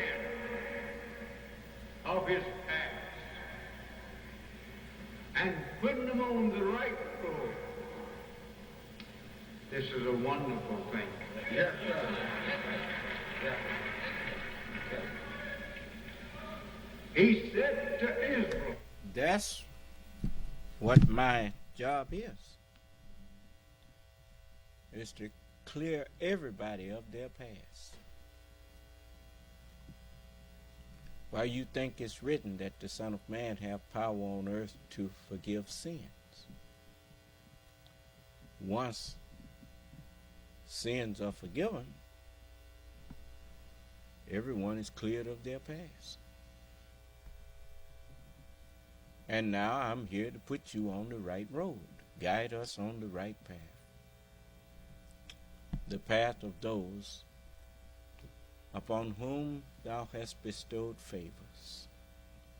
Favors was bestowed upon Moses and David and Solomon and Jeremiah and Ezekiel and Isaiah and Hosea and Micah and Amos and Jonah and Habakkuk and Malachi and Jesus and Paul and Muhammad and John. Favors were bestowed upon them. And the favors is called the covenant of Allah. And so Allah, He caused me to come to birth to be the recipient of that covenant and then to guide you on the path through that covenant that leads to salvation, leads you to save you from your sinful past, from continuing to do things that you did in the past on into the future that would cause your destruction. So I'm here to take away the sins of the world. I am the Lamb of God, which have power, knowledge, understanding, to give you a mind that will transform you from a sinful person to a sinless state. And that will save you for future use.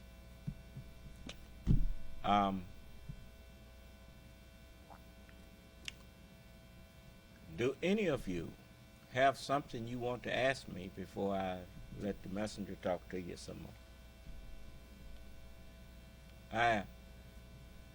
I wanted you to hear for yourself. I want you to be able to question me for yourself. I want you to, for instance, the man that I threw in hell, he deserves that for talking to his father like that. Because the black man and woman is the father and mother of all human beings on this planet. And as far as we know of in this universe, you should not dishonor us. You should honor us. Especially, when my dad and mother was asleep, sometimes we got away with doing lots of things that we wouldn't have dared done when they was woke. But once one of them wake up, playtime over. Disrespect time is over.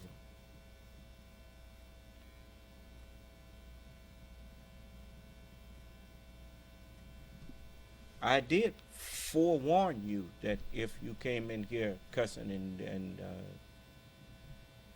committing blasphemy,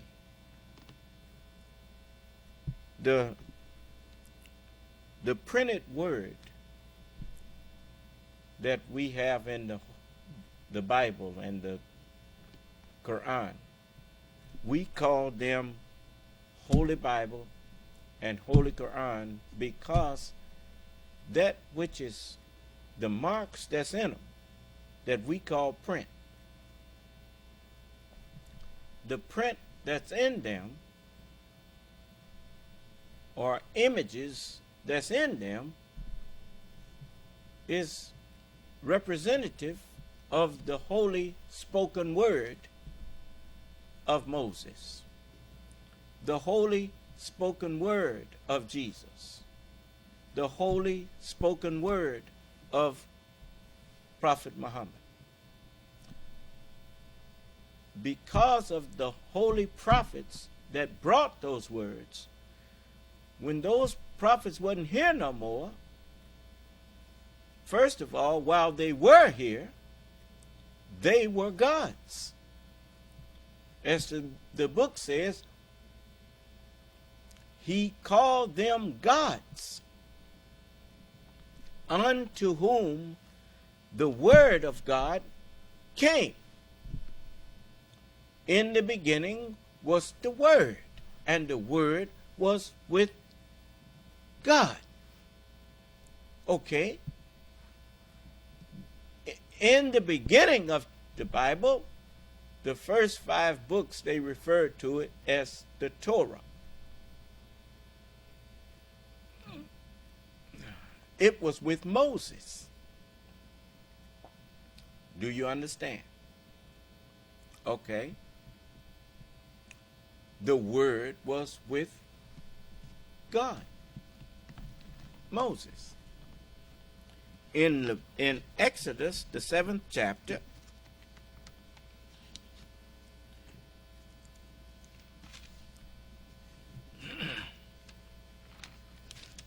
this is something that most people missed.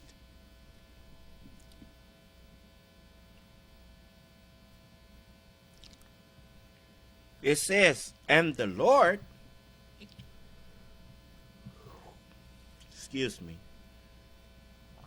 and the Lord said unto Moses, see, I have made thee a god to Pharaoh, and Aaron thy brother shall be thy prophet. So,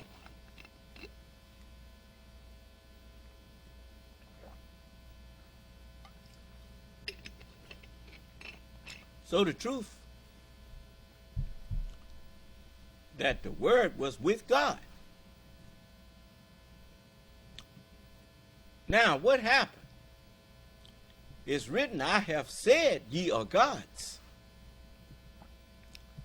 and all of you are children. Turn to it with me. This is the 82nd chapter of the book of Psalms.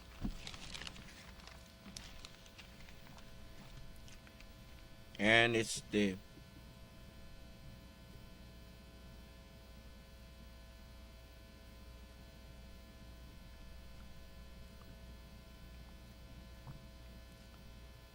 this is the 6th verse. I have said, ye are gods, and all of you are children of the Most High, but you shall die like men. You shall also die like other men. Do you understand? That's what it's saying. And you shall fall like one of the princes. Princes are sons of kings. You'll notice, no matter what kingdom you gain the knowledge of it, and become the son of that kingdom, which makes you a prince, you fall short in that knowledge eventually, and for it has not yet been perfected. You'll notice none of the prophets were able to perfect the knowledge that they brought. The messenger, he kind of hinted to it when, let me see here. I like to give you these things so that you will have something to hang your hat on. Y'all give me a minute here.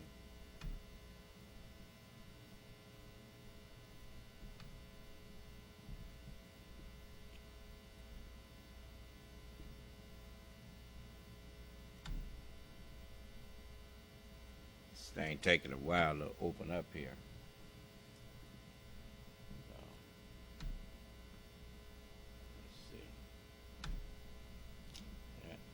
Try it again now.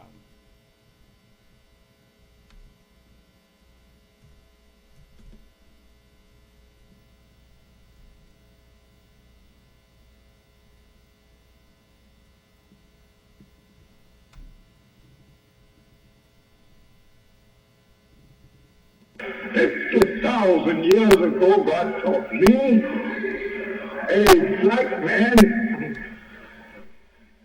disagreed with the 11 scientists. And therefore, the 11 stuck together and let him go and prove his new God wisdom somewhere else. So it was Alpha where he went to prove it in the jungles of Africa. He said he could make a people like himself and would bring them to an altar, because they would be strong, powerful. Nothing could beat them. So the 11 said, go and make your man, but don't make him here. So he went into the jungles of Africa 50,000 years ago. So God taught me and he showed me design that I could recognize today. He pointed out to me one night 2 little stars in the southeastern skies, a blue one and a red one. He said, it's been 50,000 years since we have seen these 2 stars. He said, and when they go away out of the skies from our sight this time, it'll be 50,000 years before they reappear. Every time they reappear, there will be a universal change. See?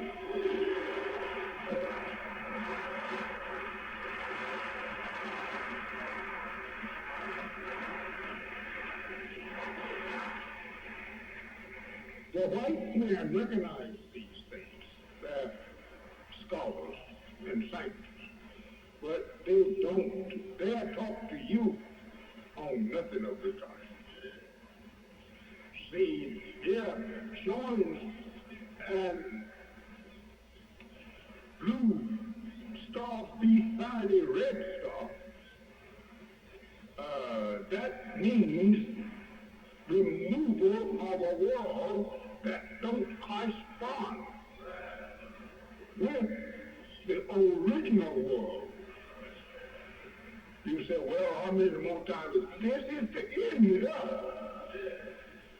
the wisdom that this one brought is to bring an end to these signs working for to show us something to come after us. This man's wisdom. There is no wisdom to come after this that will be able to erase this wisdom, because this wisdom is brought to you from the root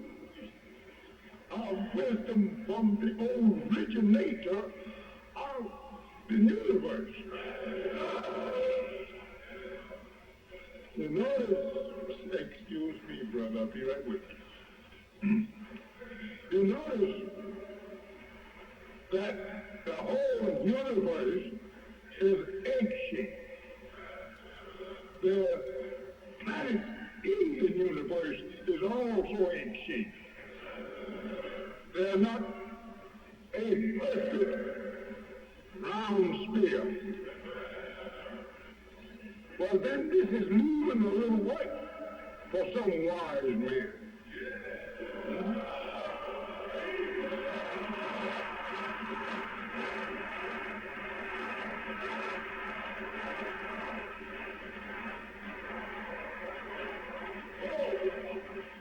That I'm not able to perfect, then someone must perfect that thing. This is the way we look at wisdom.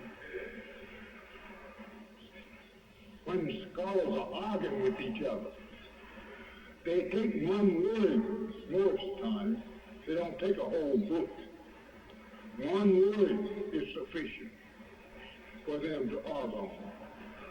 If that is not perfect, then all right, he challenges you to prove your work. These are scientists.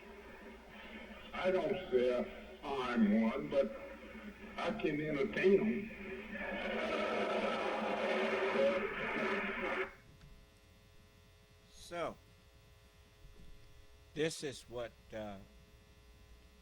is meant when it says that I have said ye are gods, granters of dominion, but you shall also die like other men. Do you understand? And you shall fall short of understanding like one of the princes of this world, who goes and makes things and then don't understand the dangers of it until after he done made it and fell victim to it. Do you understand? So I'm the one, as the messenger said, that the whole universe is egg-shaped. It's not a perfect round sphere. He said, well, that leaves a little work for some wise man to perfect that thing that is not perfect round. Do you understand? So I'm the one who comes to explain what was revealed that was hidden. I will give him to eat of the hidden manna. Do you understand? That's what's meant when it says, Son of Man, take the book and eat it. Eat it up. And fill your bowels with it. Take the hidden and make it a part of your mind, and then share it with the rest of them so that they can all be judged. You could not be judged for what's written in this book when you didn't understand what was in it. So I had to come and explain it to you. And that's what I'm doing now. I'm explaining it to everybody. Like I took you over there, Abraham and Ishmael, in the second chapter. We'll go back to 24 later. But in the second chapter of the Holy Quran, it teaches you that Abraham and Ishmael prayed that Allah would raise me up to recite the book to you and give you the understanding of it. This is the 127th verse. I'll start reading there. It says, and when Abraham and Ishmael raised the foundations of the house. And what is the whole foundation of the mind that Allah intended to rule in man. It's summed up in 3 words. Well, in one sentence. Entire submission to the will of God. Do you understand? Your body is a witness bearer to that. You notice your body submits entirely to the mind that possesses it.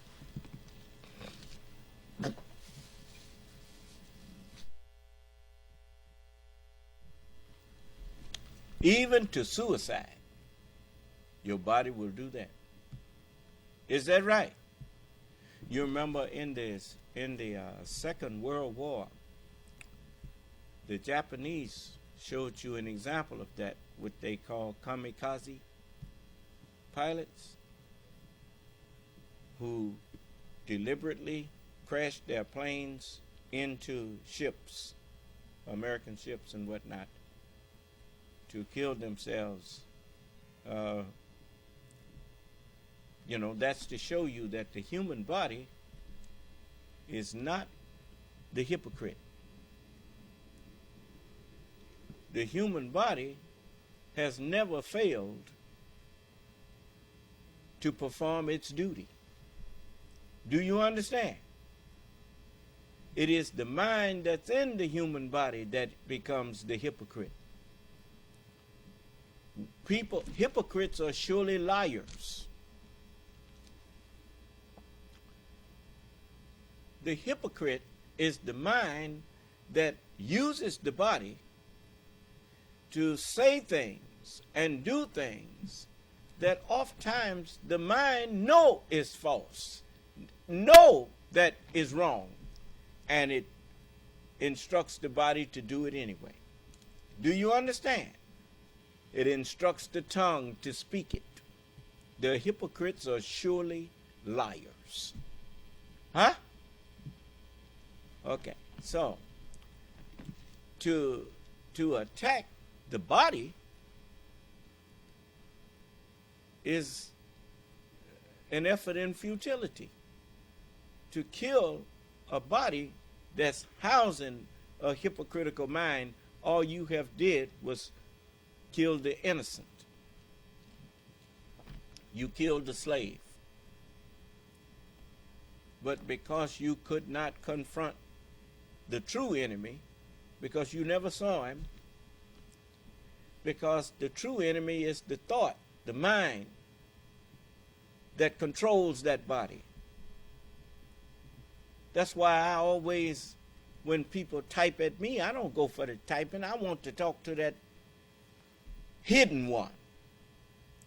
I want to bring him in here and tell him, come on out. Now use your tongue now to address the one that's hidden inside of me. And let's speak to each other in front of the rest of the hidden ones. And let's see whether you are a truthful one or a liar. And you know what it says? A liar shall not tarry in my sight. That's why they don't come in here. See, you fulfilling the book, even with my invitation to you to come in and talk with me. If you was not a liar, you would be glad to come in here and talk with me when you disagree. But you don't really have no disagreement with me.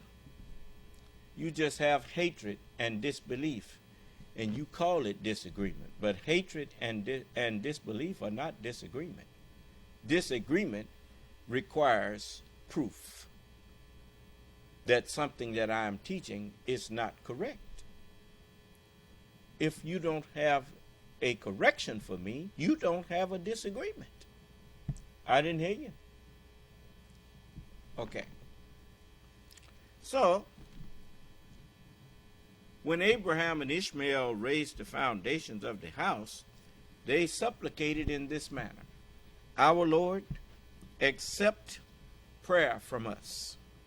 Surely thou art the hearing one, the knowing one, our Lord, and make us both submissive to thee, and raise from our offspring a nation of Islam, a nation submissive to thee. So when the wise among the white people of America and throughout the earth, regardless to what color they were, when they heard the term Nation of Islam, they knew what time it was. You had never heard the term Nation of Islam before that, except what was said in the Holy Quran. A nation submissive to thee, the said Nation of Islam. I didn't hear you. Then it says, and show us our ways of devotion, and turn to us mercifully. Show us our ways of devotion. It didn't say show us the Arabs' ways of devotion.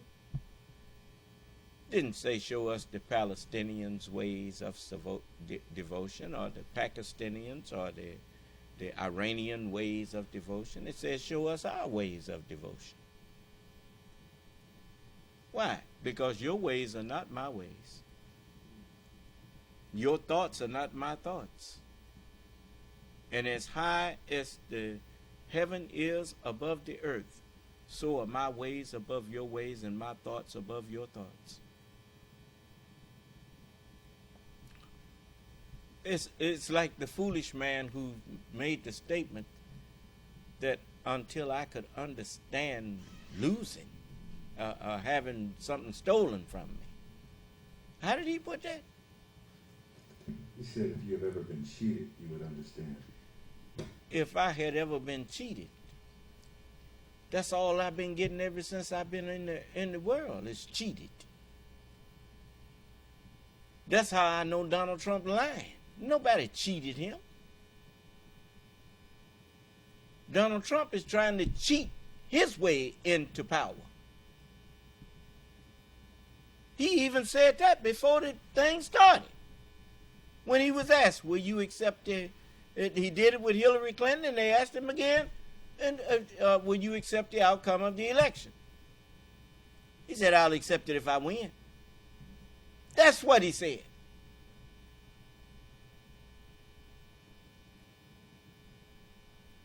So, I don't let you get away with coming in here playing your false indignation games with me.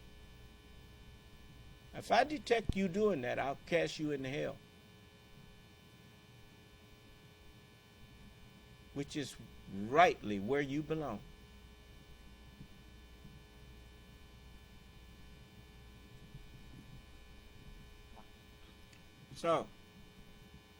So Abraham and Ishmael, they said, our Lord, and raise up, this is the 129th verse, raise up in them a messenger from among them, who shall recite to them thy messages, and teach them the book, the covenant. When Allah made a covenant through the prophets, saying to them, certainly what I have given you of what? Of book and wisdom. Okay. Raise up in them a messenger from among them, who shall recite to them thy messages, and teach them the covenant, the book, and the wisdom, the instruction. We speak the wisdom of God in a mystery. I didn't hear you. And all scripture is given for instruction in righteousness. And so it says, and teach them the covenant and the wisdom, and purify them, remove their misunderstanding. Surely thou art the mighty one, the wise one. And so I'm here, and since everyone has fallen short of the correct understanding, not just of the Holy Scriptures, but you fell short of the proper understanding of what to do with the knowledge that you did, the kingdoms that you did have. Huh? For all have sinned and fallen short of the glory of God, of the true understanding of God, of truth that they have. Do you understand? If you don't have the depth of knowledge of what effect your manufacturers will have on you and others, then even though you know how to manufacture those things, it's just like, you notice these earbuds that they call Bluetooths. They haven't did no long study on whether those things are harming you. They didn't do no long study on whether that cell phone you got pinned to your ear like a third ear or something, what kind of harm it's doing to you. They don't know whether it's doing harm to you or not. At least they ain't telling you.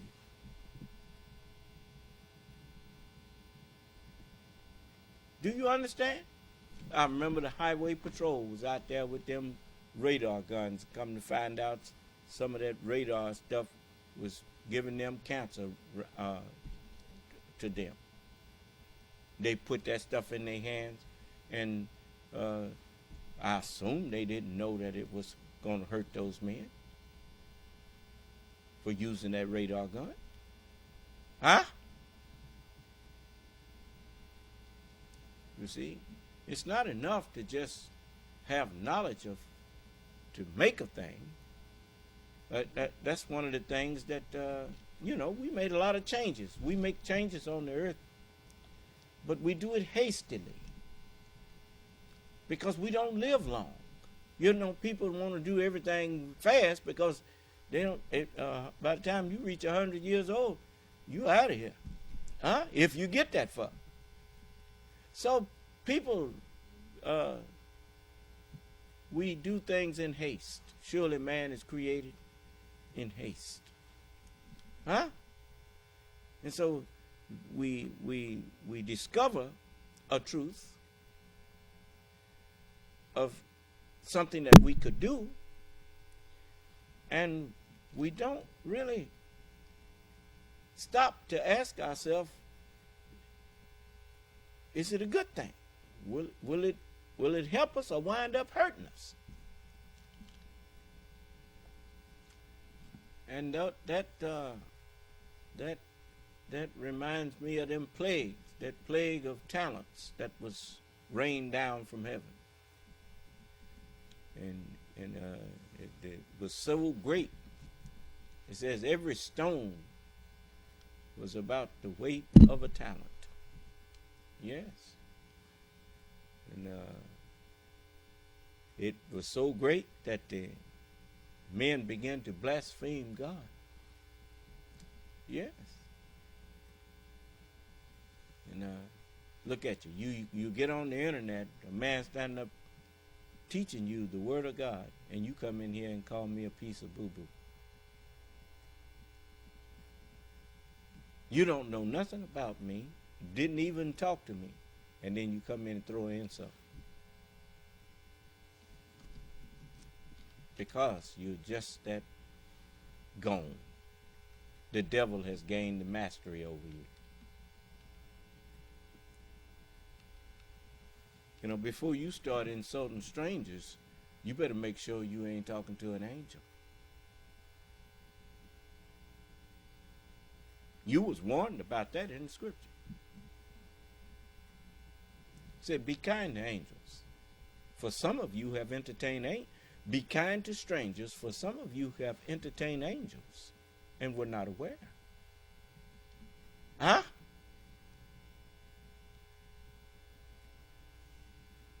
Too bad them people in Sodom didn't wake up until it was too late.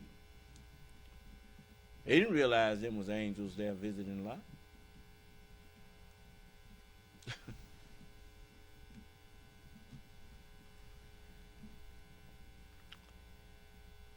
It says, but you shall die like other men and fall like one of the princes. Arise, who? O God. Arise, O God. Judge the earth. There couldn't be no judgment if I hadn't first came and spoken and showed you the truth. If I had not come and spoken unto them, they had not had the knowledge that they were sinning. But now they have no cloak for their sin. He that hateth me, hateth my Father also. I didn't hate. So it's written,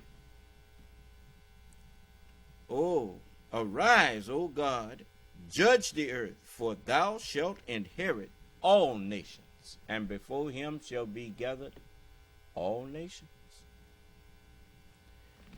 And gather where? And he gathered them all together in a place, not in a war, but in a place in the Hebrew tongue called Armageddon.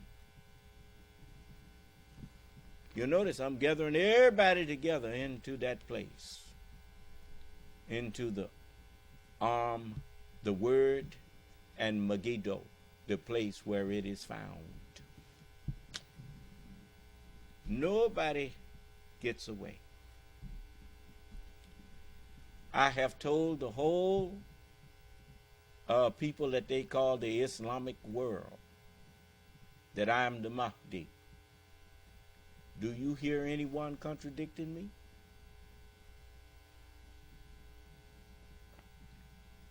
If I was looking to them to guide me, if I was borrowing their guidance, how could I claim to be the rightly guided one and I'm going to the wrongly guided people for guidance?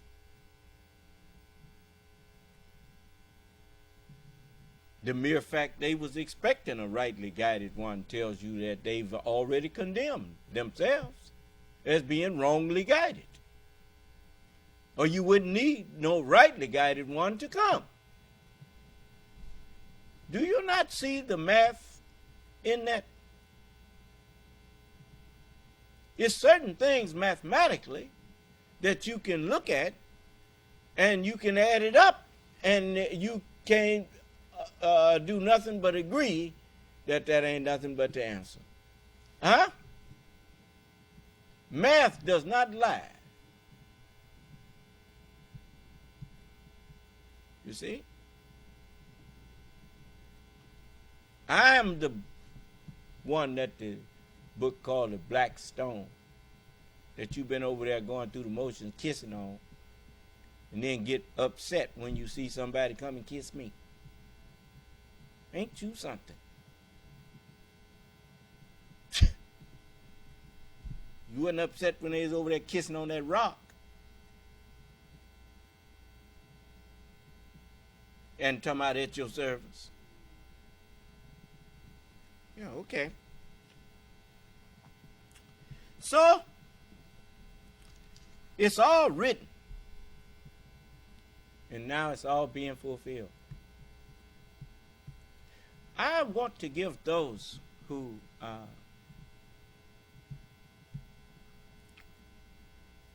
look, you who are in these other forums and have heard other teachings or doctrines from other people, if you want to question me about the doctrines that you heard from other people, you know, it's just like you who claim to believe that somehow a cow is a divine, you know, reincarnation of some of your relatives or whatnot. Well, I have a question for some of you. How long has that been going on? Because the cow been around here a long time for your relative. Now, but there have been human beings on this planet for trillions of years. So during that whole trillions of years, you saying people who died came back as cows. But what about when the other people died? What about them? Do the cow give up being for the other person? And because you should have trillions of cows on the earth now, if all of them was your relatives. Do you understand what I'm saying? Do you see how crazy that is? Not to mention these people who run around here teaching you that at the day of resurrection, everybody who ever died going to come back.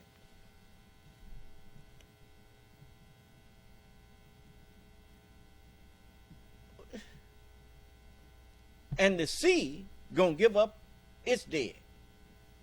But wait a minute. You got crabs and creatures in the sea that eat up dead things. They got creatures in the sea that don't do nothing but eat up carcasses and corpses. Then we go and catch them like the shrimp. The shrimp is a scavenger. The crab is a scavenger. You catch them and then you eat them after they done ate the dead bodies. Them people gonna come back?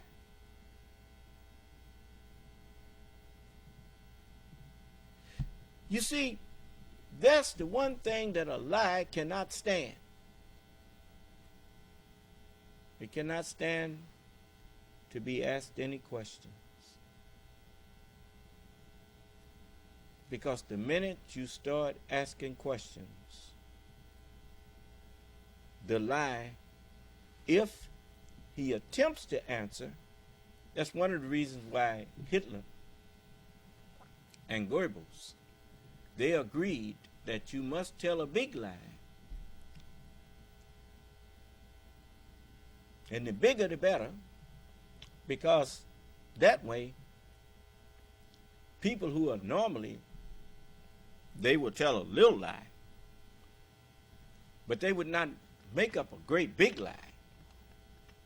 And so they would say, as most human beings, that's got to be true, because nobody would make that up. You understand?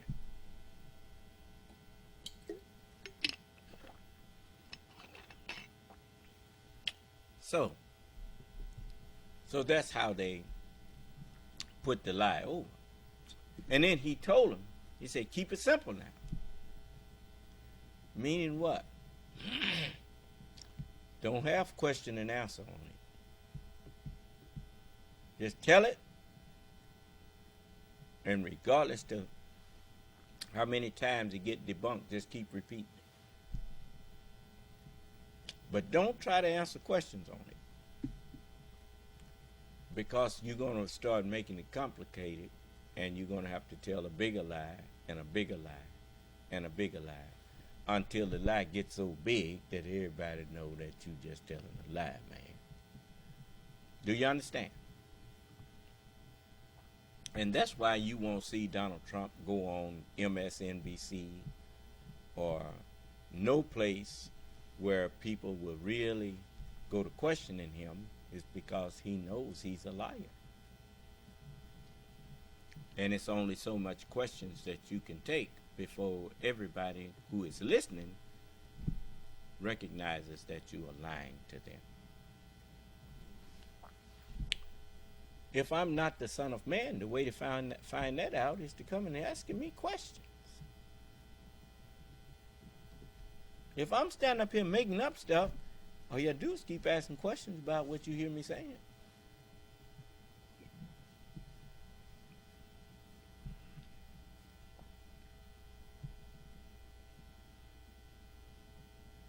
See? Any questions?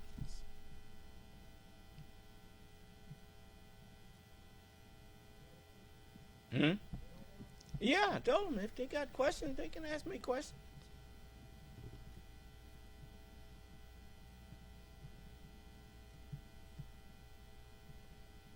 This question wasn't on the topic which is teaching, but I just wanted you to let us know he authorized our children to be playing these video games where they have an AR-15 shooting people. No, I don't want our children playing them kind of games. Now, they got games where you can pretend you driving and that kind of thing, but you ain't got to be on there pretending you shooting nobody, because we ain't gonna shoot nobody. So you got no business playing them kind of games. Leave that to the devils who want to murder people. We don't have murder in our heart for people. And anybody that want to murder us, they have to get past Allah. And He will deal with them. Any more questions?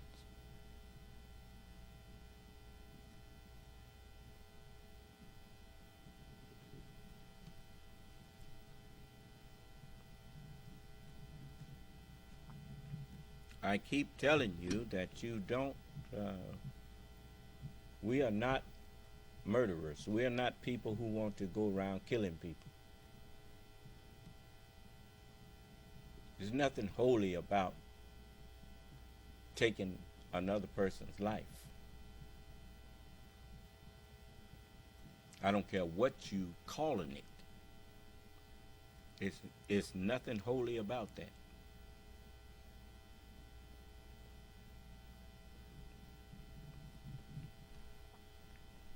Am I clear? All right.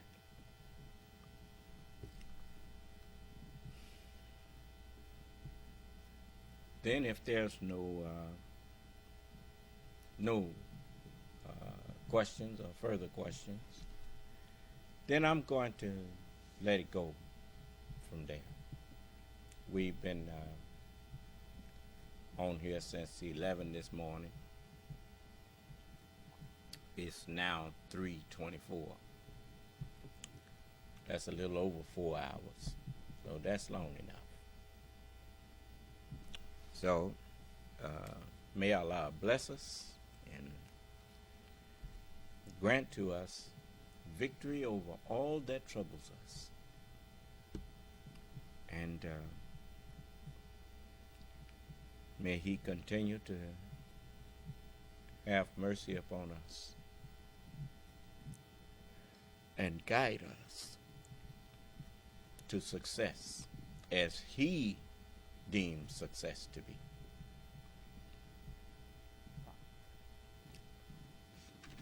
May Allah's salam alaikum. Oh, before I close, I don't really believe those two people were truly citizens of our country, of this country. You know, that is that's something that I just don't believe. Yes, sir. Someone say something? Yes, unmute them.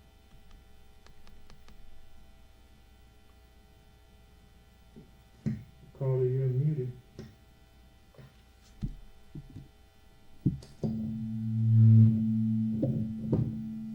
Yes, caller. Are you able to hear me now, sir? Yes, sir, I can hear you. Okay, I had said that a few times. There must have been something wrong with this here, but may Allah some like May wa alaikum Allah salam. just a moment. Okay.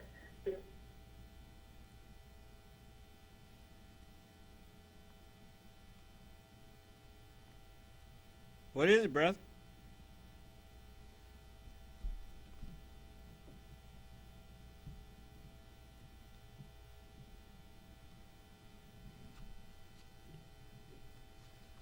I can't hear you if you're talking.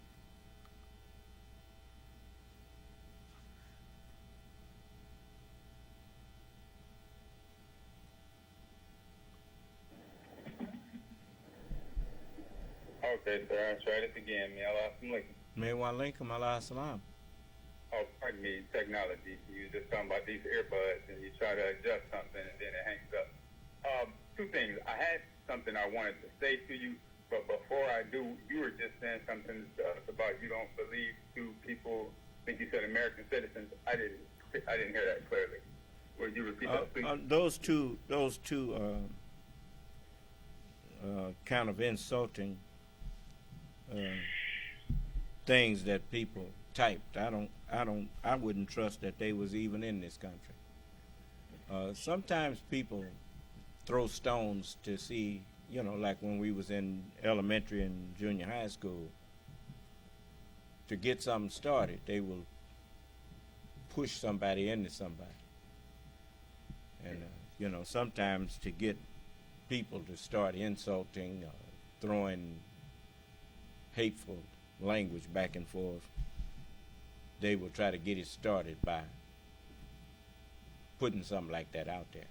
But most people who come into my classes, they're not interested in holding other conversations with people. They're trying to learn what I'm sharing. And so that's why many people, they're coming there and ask, is anybody there? Is anybody? Yeah, it's a whole lot of people there. It's just that they're not interested in talking to you. They want to hear me. That's what they came here for. Okay, now, what was your, what was something else? Just on the note of video games, I'll be as quick as possible, but and I don't want to steal anyone's thunder. But we have a brother, he and his wife, but a brother who designed a video game, and he has two. Brother Minka, and you could maybe interview him or talk to him one-on-one. But just while you're on that subject, I think it would be really good if the parents would make sure he spread the word. He sent some messages out. But one is a video game where you actually drive a car, and the other one is about a little boy who's on an adventure. And it's all good and wholesome. And the biggest thing is it was designed by one of us. And it could eventually be a really good money maker. But on a surface level, just to know that one of our brothers or sisters designed something that our children could play. And it's it's nothing negative about it at all that I could see. Maybe something we want to spread the word on. Well, when he's ready, I assume he will contact me, and we can help him to go on and do what's got to be done.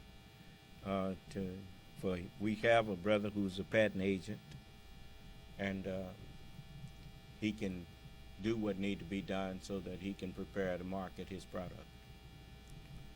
Okay. Was there anyone else?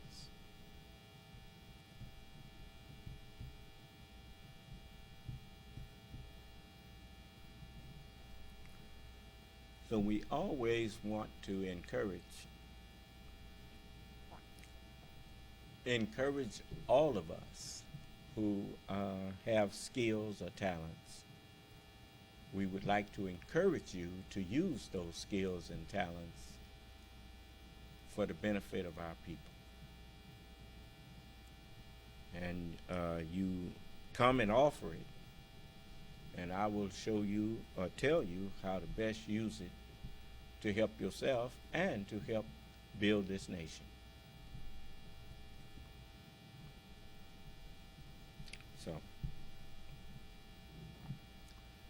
So again, may Allah bless us and keep us safe and in our right minds. And may He grant each of us good health and strength to go on and build this new nation of Islam. May Allah's Salam Alaikum. This session is